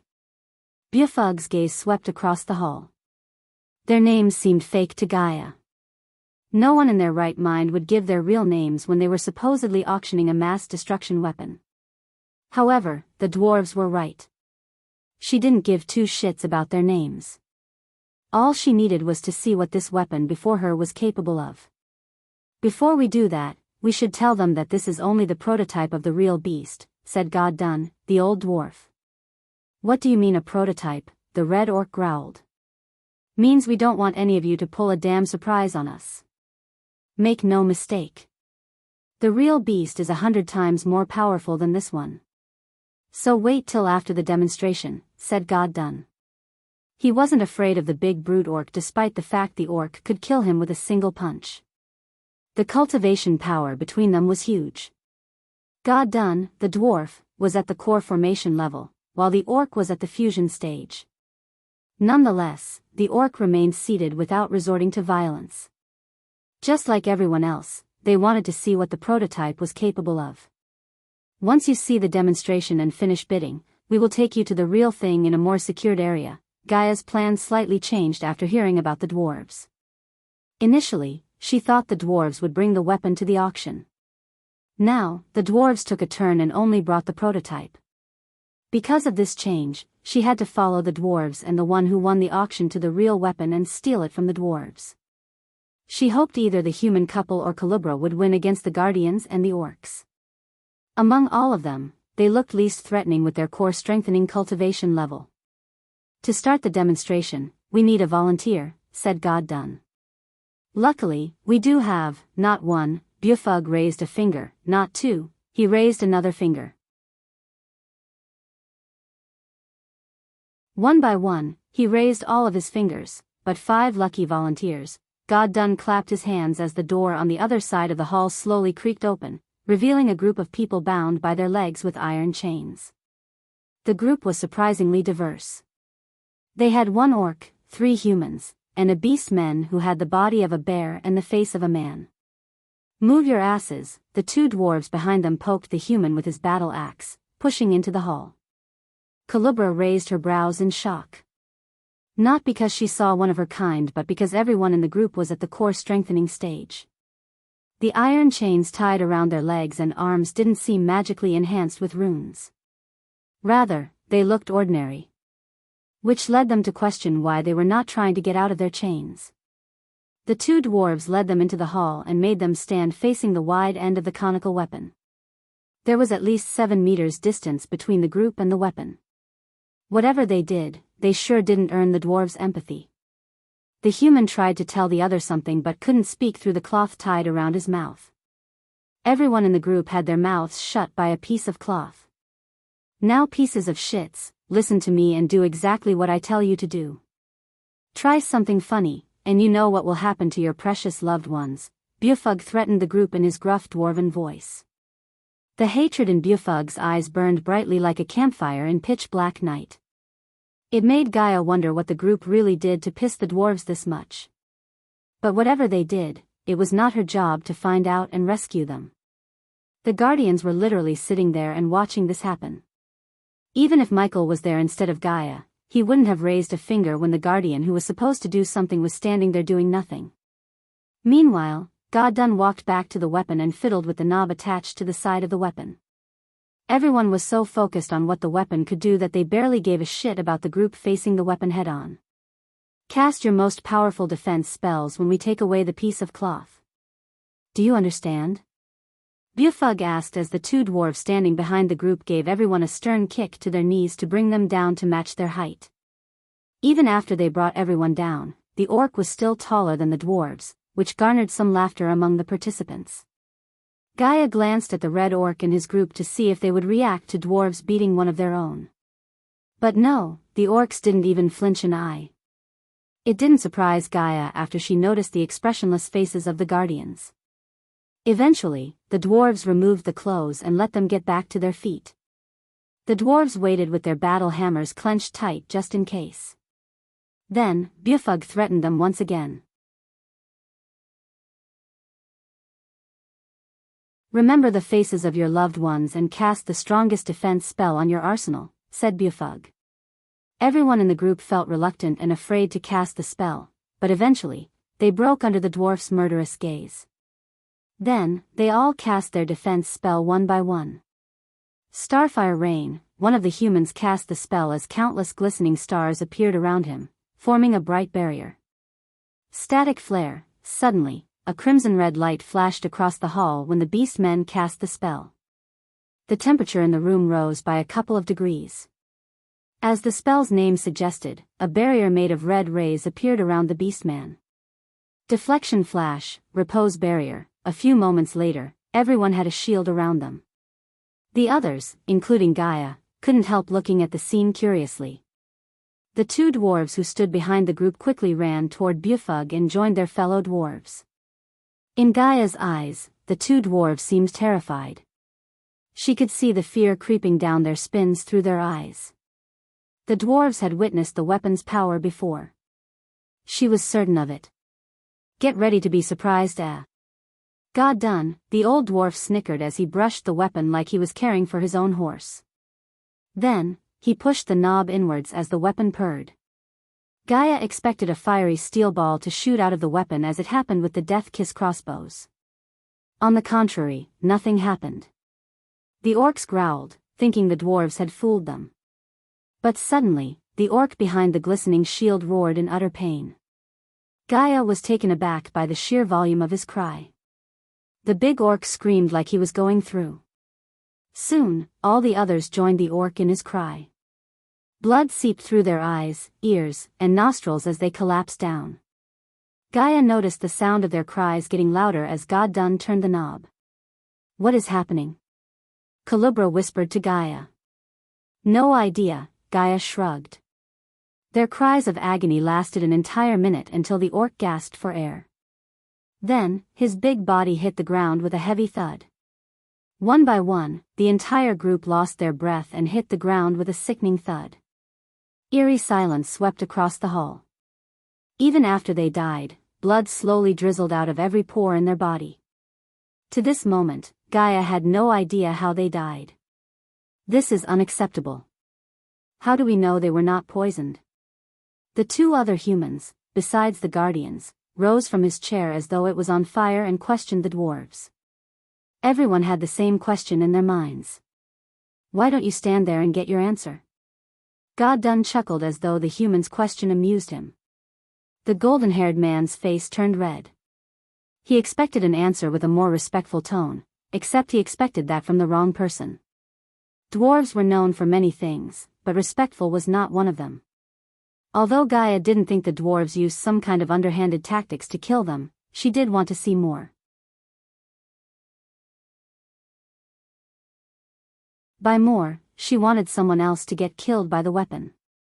I will settle this. Surprisingly, the red orc stood up.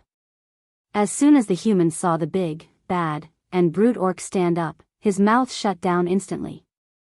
The orc was big enough to cast a large shadow on the hall. Then, he turned his gaze toward one of his men. Go stand there and cast yourself a defense spell, said the orc. Hearing the orc, the others were stunned. No one in their right mind would agree to that, especially after witnessing how they suffered and cried. But the orc behind the red orc surprised Gaia by nodding his head. He strolled toward the bodies and waved his hand. Earth Barrier. The orc cast the spell as a golem made out of stone appeared in a blink of an eye. The golem was at least 10 feet tall. It placed its hands before the orc to shield him from harm. Show us what you can do now, the red orc growled at the dwarves, who weirdly seemed excited rather than worried. Just like before, Godon fiddled with the knob as the weapon purred like a cat.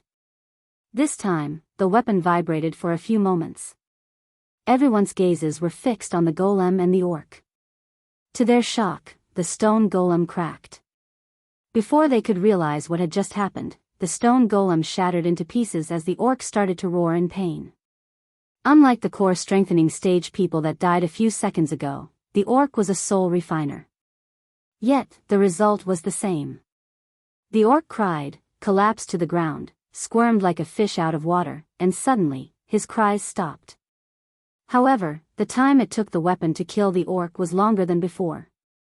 We are satisfied with the weapon. The red orc didn't even flinch at his comrade's death. He acted as nothing had happened. Gaia was speechless. She realized the Empress wasn't kidding when she said this latest contraption could turn the tide of any war. Imagine what hundreds of these weapons could do. Furthermore, this was just a prototype. So only God knew how powerful the real weapon would be.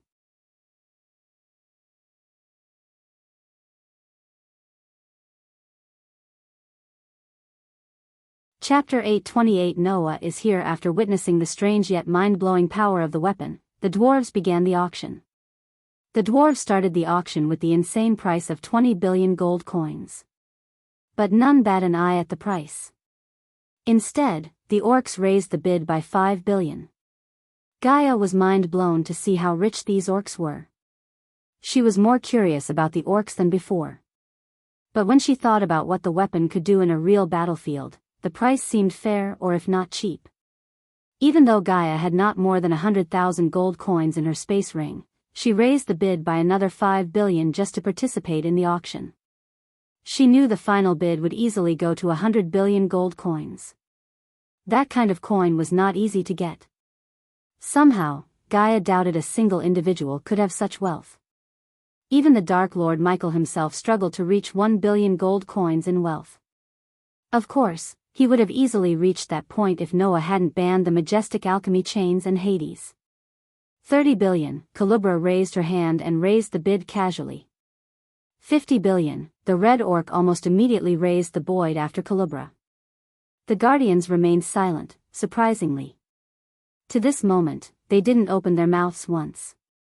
As seconds turned minutes, the blood around the dead bodies slowly evaporated into the air and nauseated the others.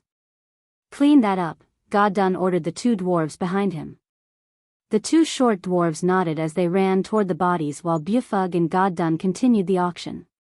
With each bid, the dwarves smiled brighter. The auction was making them very rich.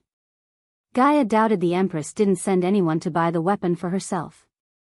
It seemed to be the easiest way unless the dwarves had more than one weapon built, and they planned to sell each one separately. Gaia didn't even think about it. 65 billion, the golden-haired man who snapped at the dwarf earlier raised the bid. 70 billion, finally, the guardian opened his mouth. Gaia was tempted to rob each and everyone in the room. They all could solve their financial problem in one go. Fortunately, Michael promised they wouldn't have to worry about gold coins after he returned from the demon's grave. But even if Gaia had billions of gold coins, she didn't think she would have bid for the weapon when she had the option to steal it. Enough of this, the red orc growled. 100 billion, Gaia Brown's arched up when the orc raised the bid by freaking 30 billion. Child's play, Calibra snickered. 150 billion, the orcs growled but restrained themselves from doing anything rash. Everyone in the room raised Gaia's suspicions. Among them, Gaia was almost certain that Calibra attended the auction on behalf of King Zelik, the Beast King. If that were the case, the orcs would have a difficult time outbidding the foxy woman because she had an entire nation behind her. For an orc who was heartless, the red orc was patient enough to keep himself calm. Although the dwarves were not terribly strong and lacked bodyguards, none of them dared to mess with the auction. They were all well-mannered. Calibra didn't seem like she would back down anytime soon. 180 billion, the red orc raised the bid. 200 billion, the guardians raised the bid to 200 billion. Their bidding war continued for some time, with even Gaia occasionally raising the bid by 10 or 20 billion. Eventually, the guardians and everyone backed off from the auction except Calibra and the red orc. The beast woman raised the price to 300 billion, and when the red orc was about to outbid her, the entire hall trembled slightly. For a moment, Gaia thought the dwarves had accidentally turned on the weapon. But no, the place trembled because of the guardian airship. Gaia heard the sudden commotion outside as well as the strange whirring sound coming from above her. Her brain immediately recognized the sound. Guardians, Gaia's heart skipped a beat. My lady, the guardians dash, Gaia heard the panicked voice of Arya when the ceiling above them exploded.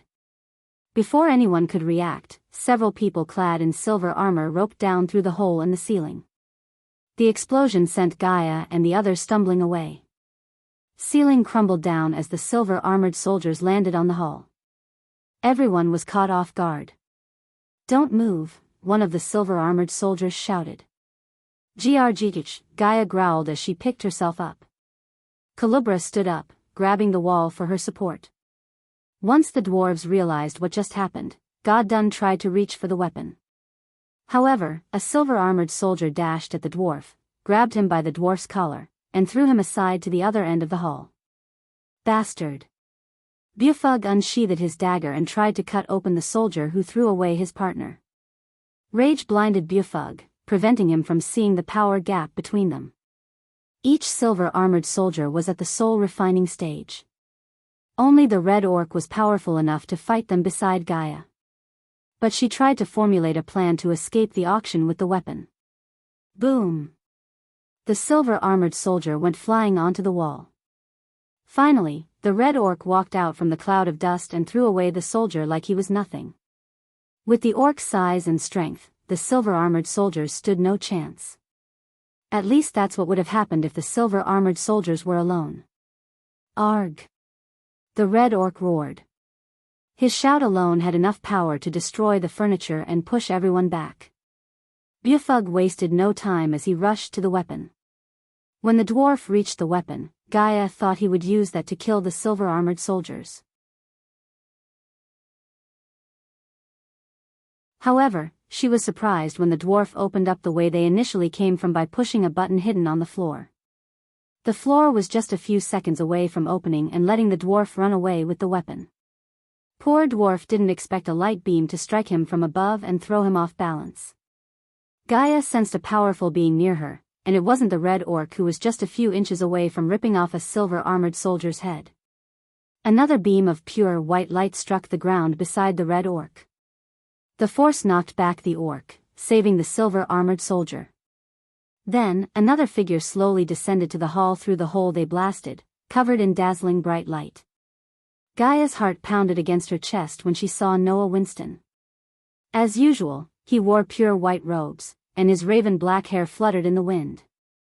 His eyes glimmered with calm and serenity. Since Noah was just as famous as the Dark Lord himself, everyone recognized him almost immediately. It had been some time since Gaia met Noah in person. Some kind of bad luck put Gaia in the same room as the Supreme Guardian himself. "Stand down, everyone," Noah's dominant voice swept across the hall. He completely ignored the red orc and announced, "We are here for the dwarves and the prototype." "Stand down, and this will be over before you know it," said Noah. He was just as calm as Gaia remembered him. That was one of the few traits Noah and Michael had in common. Both of them would remain calm in situations where most others would completely lose their minds. The red orc was far from listening to Noah and surrendering. Instead of backing off, the red orc made the mistake of thinking he could take on Noah since they were both at the fusion stage. A typical human at the fusion stage would lose the fight against the red orc, not Noah. He was anything but typical. With his big fists cupped, the red orc threw a punch, aiming for Noah's head. Noah waited till the last moment and blocked the red orc's fist with his palm. The ground beneath the orc cracked like an egg when Noah blocked his punch. Before the orc could retaliate, Noah twisted the orc's fist, pulled him closer, and punched him in the chest with enough force to send the red orc flying like a wooden dummy. The other orcs immediately ganged up on Noah and dashed at him from all directions. Noah reacted by stomping the ground with his right foot, creating a shock wave that knocked down the orcs off balance. Then, Noah simply raised his hand as a beam of bright light shot out from his palm and hit an orc right in the chest. "Ah!" The orc cried out in pain before losing consciousness. One by one, Noah knocked out every single orc before their leader could get back to his feet. For a big brute, the red orc was quick to get back to his feet. He simply brushed off the dust from his shoulder and cracked his big neck. "You are making a mistake, human," the red orc talked in his gruff voice. You already made one, said Noah. My lady, the Guardians has blocked all the exits. They got this whole place surrounded, Gaia heard Arya through the earpiece. I still have the teleportation scroll. Don't worry about me. Get your team and get out of here, Gaia whispered. But it's an order, Gaia interrupted Arya before she could finish her sentence. Meanwhile, the Red Orc prepared to battle Noah once again. But this time, he decided to use spells instead of brute force. The orc's eyes shimmered with a strange green glow, just like his veins. It didn't feel like the orc was using only celestial energy to Gaia. Something was amiss. Soon, a thick layer of emerald formed upon the orc, covering him like well-forged armor. The Red Orc moved toward Noah step by step. Each step he took shook the ground and made the ceiling more unstable. Gaia feared the theater might come falling down on their heads any second. But neither the orc nor Noah seemed to care about the building's structural integrity. Grab the dwarves and secure the weapon and the bitters. I will deal with him, Noah said to his men. Unlike the orc, he didn't cast any spells or equip any armor. Instead, he waited for the orc to make his first move. Finally, the orc rushed at Noah with his fists raised high. My lady, I don't think we can take the weapon anymore. Just please get out of there. We will figure something out later, Gaia heard Azazel. He was worried, and that wouldn't happen so often. If he was worried, Gaia could tell how bad her situation was.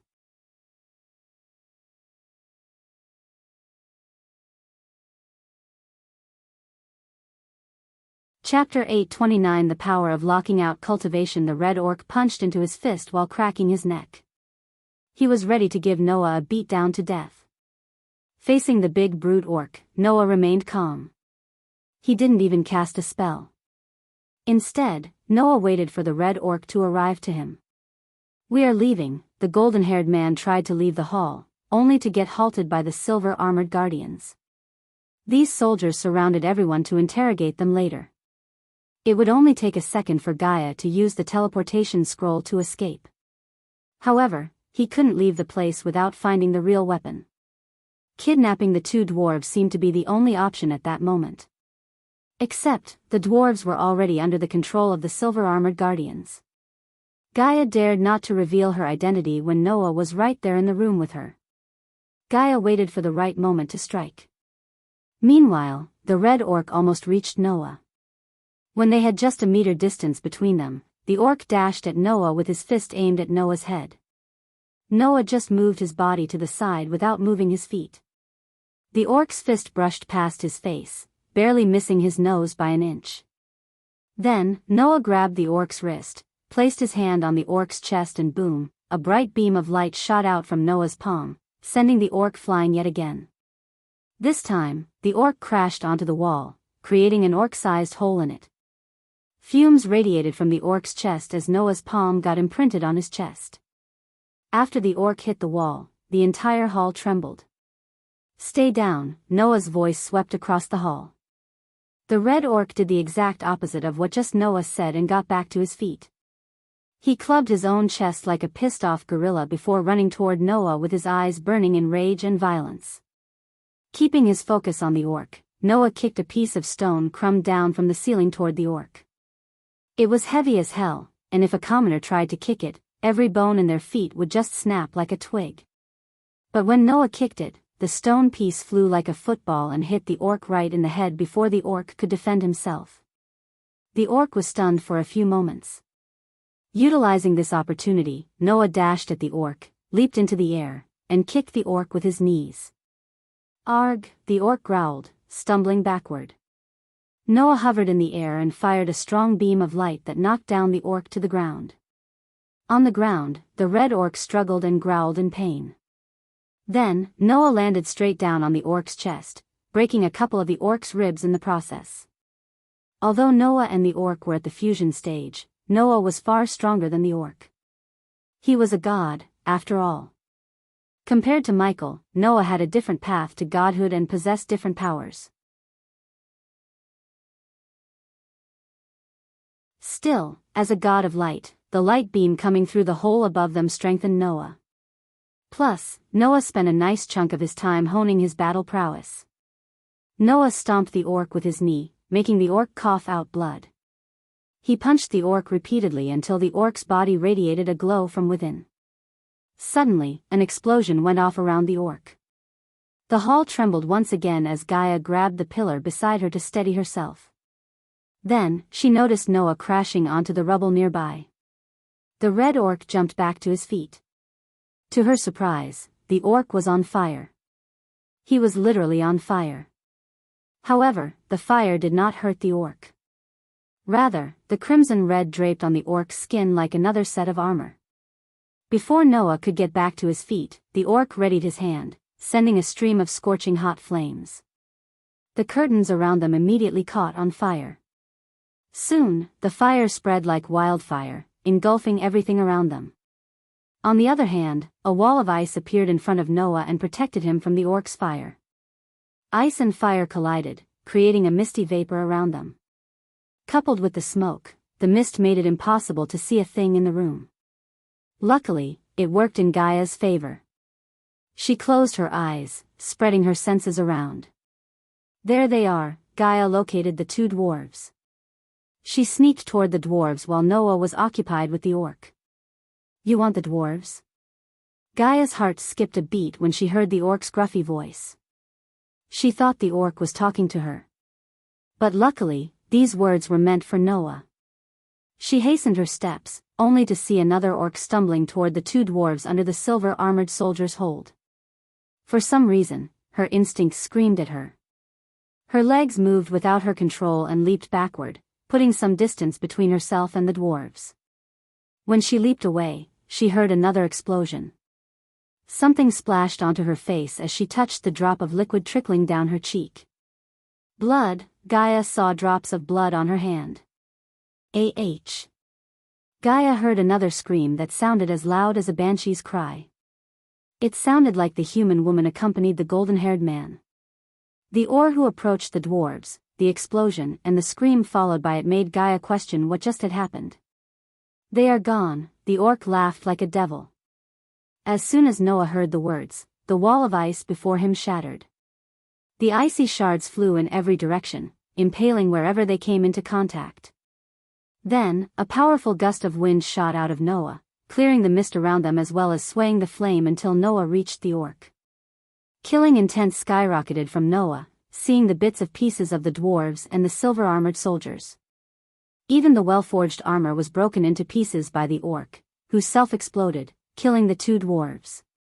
Noah knew the orcs were dangerous but never anticipated them to self-explode. Both Noah and Gaia were speechless.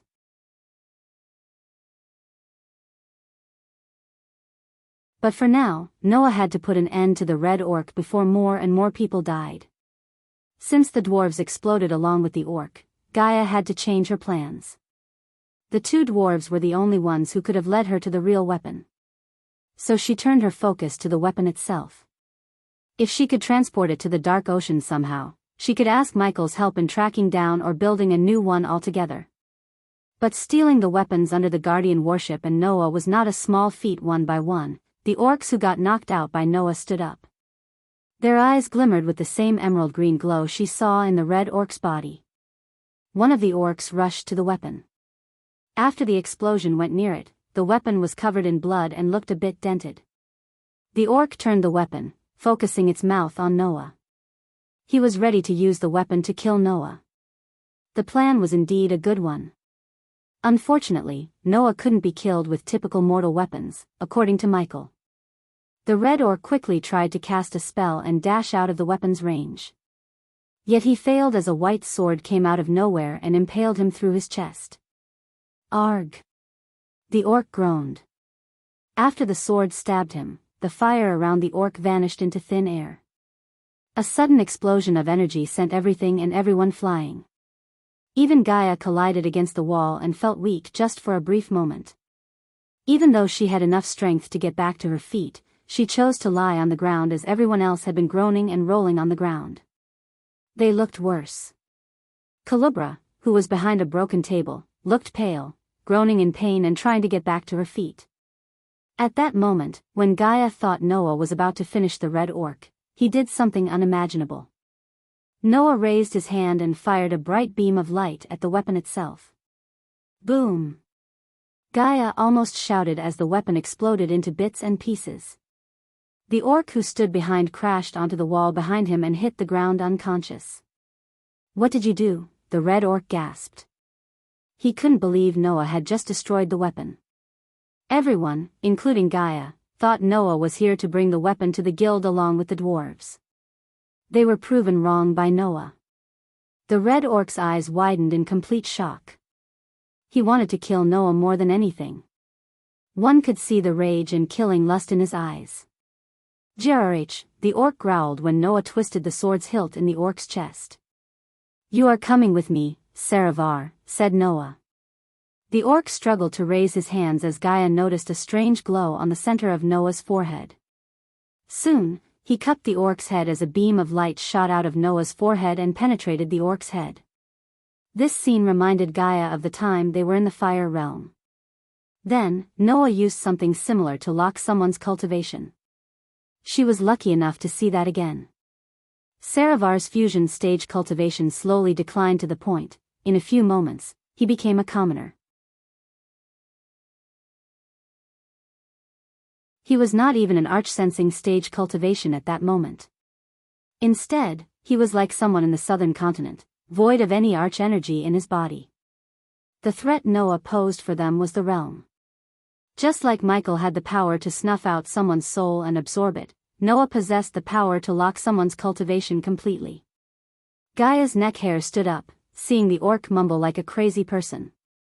Every fiber in her body told her to get out of the place immediately.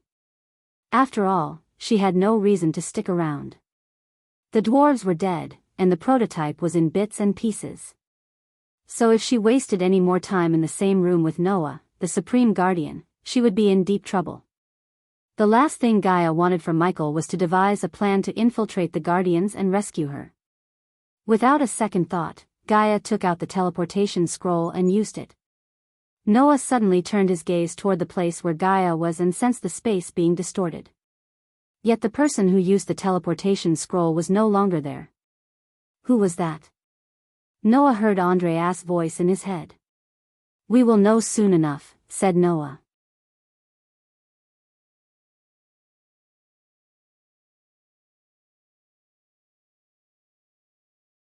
Chapter 830 The Mind Behind Death Kiss Crossbows. A few days before the auction at Embercrest Entertainment District, in a dimly lit cozy room, Noah sat behind a table, almost buried in scrolls and parchments.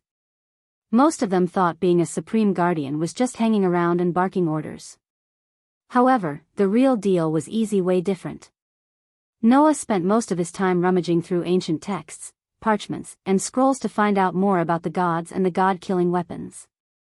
After scouring the entire Azer continent, Noah found some texts indicating a great war between the gods. Some of the gods who led the war against what they called corrupted ones, forged weapons capable of killing corrupted ones as well as themselves. Somehow, Lady Qinzhou got hold of the texts on how to forge these weapons and forged 7 arrows with her friend's help to kill the Dark Lord. The only problem was she forged replicas of these arrows and scattered them throughout the world to confuse the Dark Lord. Noah found 6 of these replicas, and he only had 1 real arrow.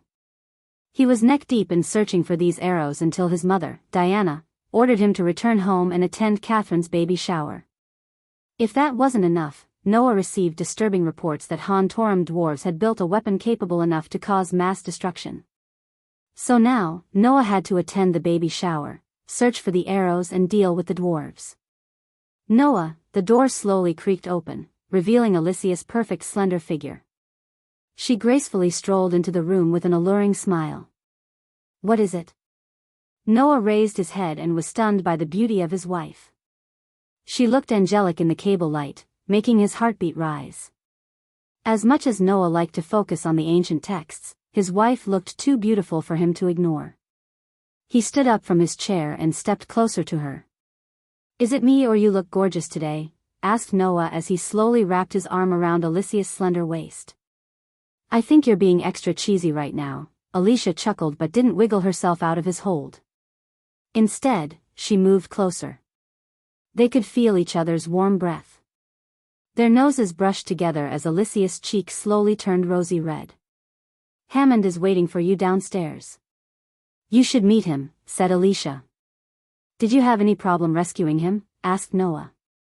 Ever since Alicia had a close encounter with Ghost, Noah had been keeping an eye on Alicia. She was one of the lucky ones who messed with the Dark Lord and lived to tell tales. Unfortunately, the same couldn't be said for Peter. What happened to Peter was indeed tragic, and Alicia was partially blamed for his death. Even some of the Belafort family members blamed Alicia for Peter's death and didn't dare to speak against Ghost, who actually killed him. It was easy for them to hate Alicia than speak a word against the Dark Lord. Like it or not, Alicia made an enemy out of Ghost, and Noah would do anything to keep her safe from him. That was the reason why Noah avoided sending Alicia to dangerous missions. "No. But if I didn't know you better, I would say you are trying to keep me away from him." "You know his people are everywhere," said Alicia. "That's because corrupting and buying people is easier than we think." "I cannot do this without you, Alicia. You won't lose me, Noah. I am not going to go behind your back and try to track down the Dark Lord anymore. But remember your promise. You have to avenge my brother. When the time comes, you need to put those arrows in him and end this play once and for all," said Alicia. Noah shared everything with Alicia except the fact there were replicas of the arrows, which held no power. "I will stop him one way or another." Noah still had second thoughts about killing the Dark Lord. Something deep down blocked Noah from wanting to kill Ghost despite everything he had done. But Noah knew one day, when he and Ghost meet on a battlefield, one of their deaths would be inevitable. "I will hold you to your words. Now go." Alicia gave Noah a peck on the cheek before wiggling out of his hold. Then, Noah walked out of the room, climbing down the stairs to meet Hammond. After climbing down the redwood stairs, Noah came before a door flanked by silver-armored guardians. "Supreme Guardian," the soldiers bowed toward Noah as they opened the door for him. Inside the room, a scrawny young man wearing round glasses was walking back and forth. Anyone could tell the young man was nervous judging by how much he sweated and trembled. The young man was tall, thin, and had curly messy brown hair. He had an aura of intelligence and genius around him. If the Hontorum dwarves knew the young man was here in the Winston Manor, they would storm the place without a second thought. This young man was their goose that lays golden eggs. Granted, the dwarves were talented blacksmiths and builders, but none of them came close to Hammond. The dwarves hated Hammond's intelligence and the fact he was a human. Every weapon the dwarves built for the last 2 years was not theirs to begin with. They belonged to Hammond. He designed them while the dwarves just built them according to Hammond's specifics. "You must be Noah Winston," Hammond said, trembling nervously. "I am Hammond, Hammond Beltro. You must know that." "I am sorry." "How could you not? You are the Supreme Guardian. You know everything," Hammond blabbered non-stop as Noah patted him on the shoulder with a smile to calm him down. "Relax. Take a deep breath. You are safe here, okay. I'll stop talking and start breathing." "Ooh, ah, oh, oh, oh, ah." Hammond started to inhale heavily and exhale as Noah led him to the wooden table. He made Hammond it on, and he sat on the other facing Hammond. "I hope your journey here was pleasant, except for the part where we had to break down your place and knock out a few dwarves. Sorry about that. Well, I am thankful for your rescue. Those dwarves were crazy. I'd been held hostage for 2 long years," Hammond stuttered. Noah felt bad for Hammond and wished he had learned about him sooner. "I never wanted my inventions to be used as weapons. But all that the dwarves wanted was more weapons. Weapons that could destroy the elves and their precious empire." Hammond began to blabber once again as Noah flicked his wrist, retrieving a pale yellow pill from his space ring. "Here, take this. It will calm your nerves and help you dash." Noah didn't even finish his sentence when Hammond snatched the pill and swallowed it like a hungry puppy. The pill melted down into Hammond's mouth and in a few seconds, his face regained the natural rosiness. He seemed more relaxed, loosened up, and stopped shaking.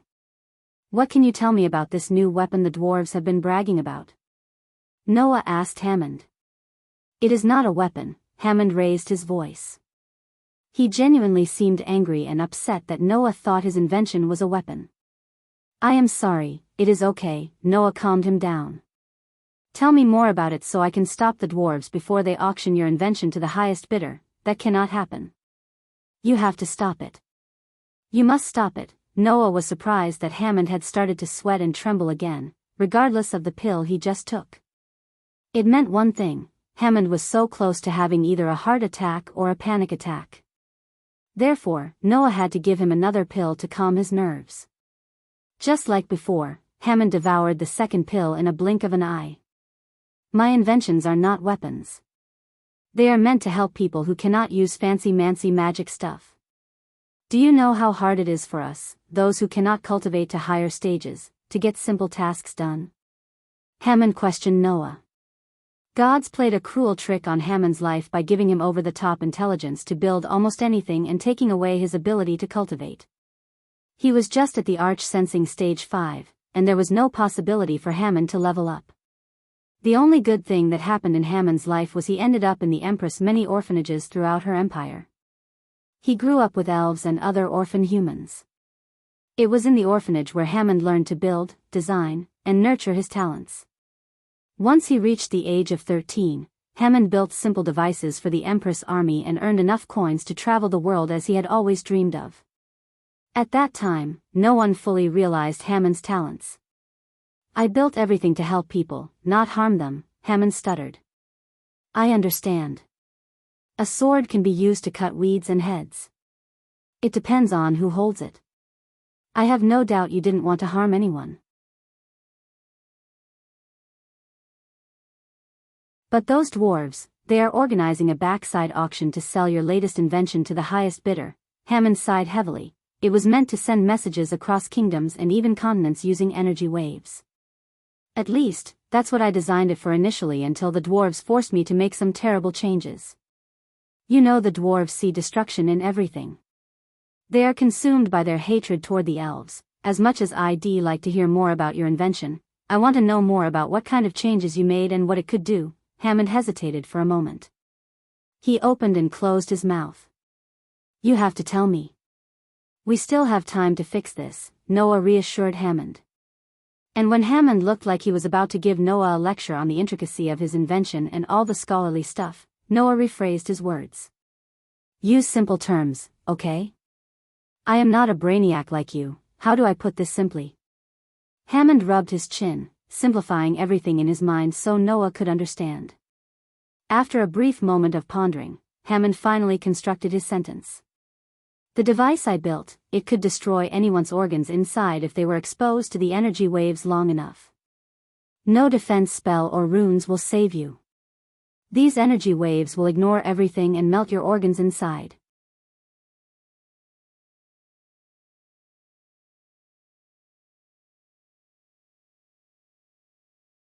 Chapter 831 On to destroy the weapon, despite energy shields and defense spells, asked Noah.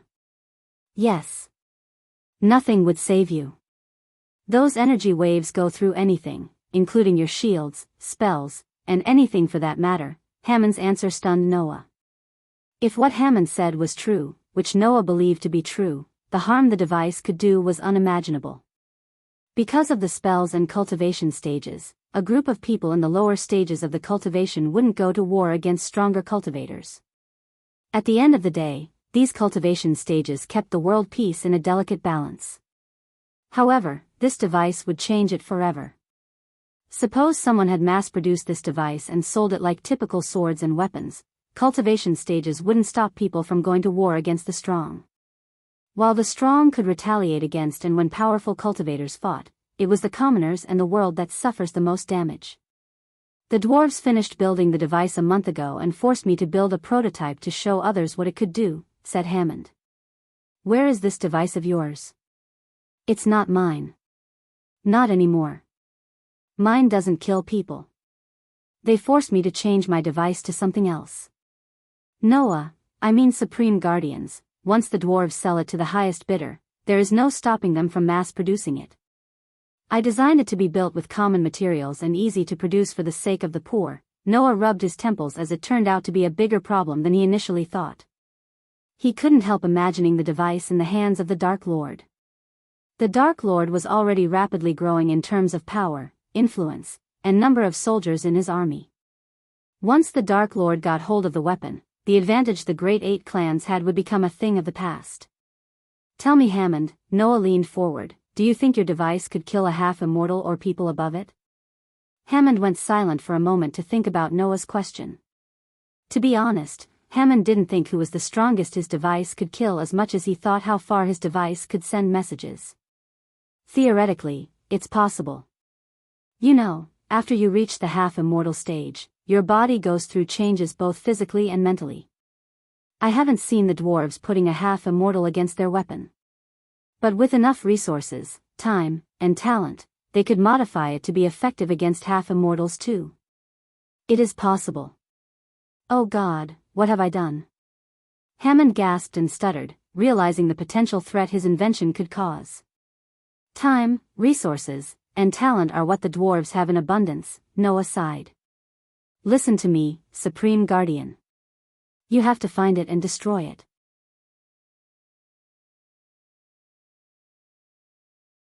Don't think of using it against the Dark Lord or his army. Nothing good will come from that. Noah wasn't sure of that, but he made no promise to Hammond. Instead, he questioned Hammond, let's just say I find it and destroy it as you said. What's stopping the dwarves from building the weapon again from scratch? Asked Noah. The dwarves may haven't designed the weapon, but they built it with their own hands. If Noah's experience with dwarves was anything, he knew they could build the weapon later on. My blueprints. They have them in a secured safe with the weapon itself. If you destroy those, the dwarves won't be able to build it again. It's too complex for them to build it again using guesswork. Where is it? Asked Noah, to see Hammond shake his head. I only knew it was somewhere in Dalgarum. They didn't give me a room with windows to see what was going on outside. I was a prisoner to them. A few minutes later, Alicia and Norvin entered the room with the map of Dalgarum. They placed the map on the table between Noah and Hammond. Hammond, you are going to help us locate the weapon and the blueprints. Let's begin with the size of the weapon, said Noah. How big is it? Can you fit in a room? Hammond shook his head, more like you need a hall, a spacious one at that. Like a throne hall, said Hammond. Noah picked up the quill, drenched it in ink, and circled a few areas in the map. They all had paces which had halls big enough like a typical throne hall. Norvin's brows arched up, seeing Noah had actually circled the Dwarven King's palace itself. What's the size of the prototype you mentioned that the dwarves built? It's smaller compared to the real thing. The last time I saw it, it was the size of a carriage. Noah rubbed his clean-shaven chin. They couldn't have openly transported through the stress. Our men would have noticed it. They must have used the underground tunnels. Dalgarum had more underground tunnels than the hares in Norvin's true form. When the dwarves were at war with the elves several hundred of years ago, they built these tunnels to transport weapons and men, avoiding the elven eyes. Then after the war ended, they used these tunnels to transport goods throughout the kingdom. With time, many of the underground passages got forgotten, and their maps just disappeared. However, the rumor was the Han Torum still possessed the full map of the underground passage. With a flick of his wrist, Noah took out a translucent parchment and placed it above the Dalgarum map. The candlelight illuminated the various webs of lines running throughout the kingdom. Is that what I think it is? Norvin's eyes widened in shock. Yes. Every dwarf indeed has a price, said Noah. Obviously, he was not proud of bribing a dwarf, but he had no choice. Unfortunately, it wasn't gold coins he used to bribe the dwarf but a favor. So when the time came, Noah had to repay the favor.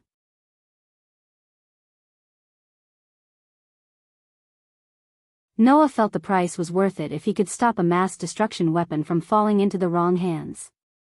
After Noah placed the underground tunnel map on the Dalgarum map, he noticed several tunnels running beneath the area he had circled previously.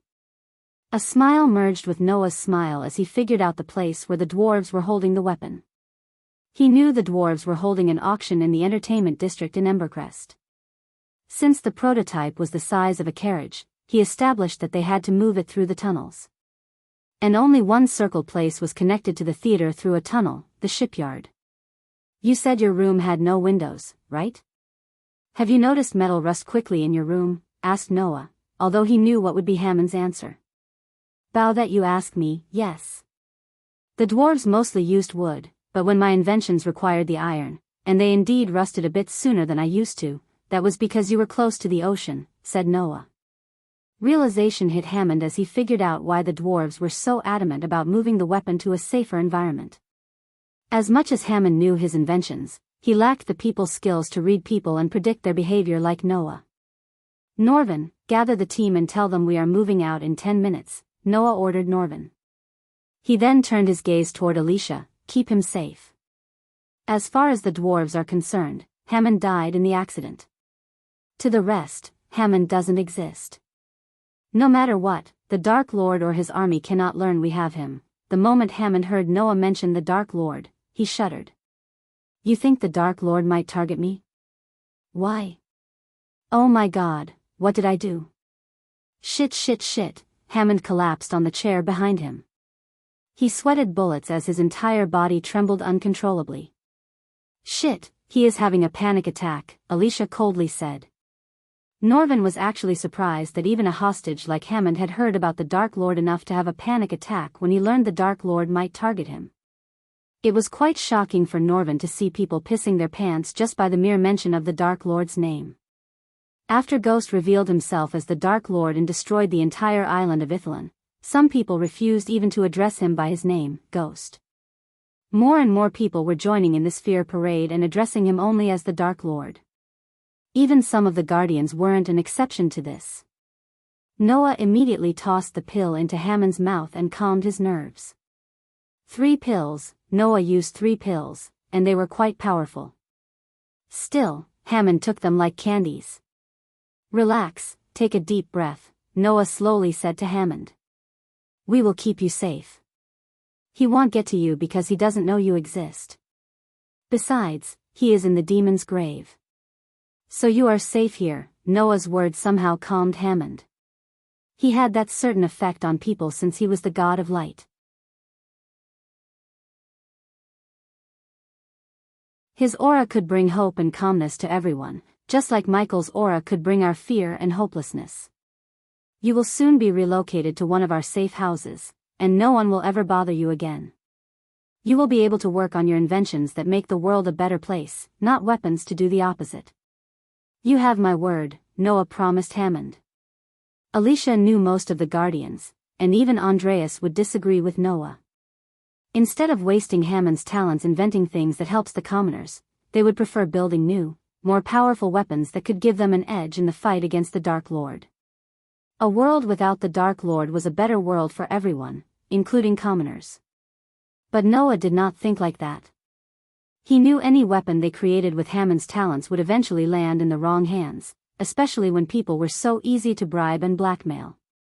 Noah did not want to take that chance. After calming down Hammond and leaving him with Alicia, Noah, and Norvin left the room and returned to Noah's room.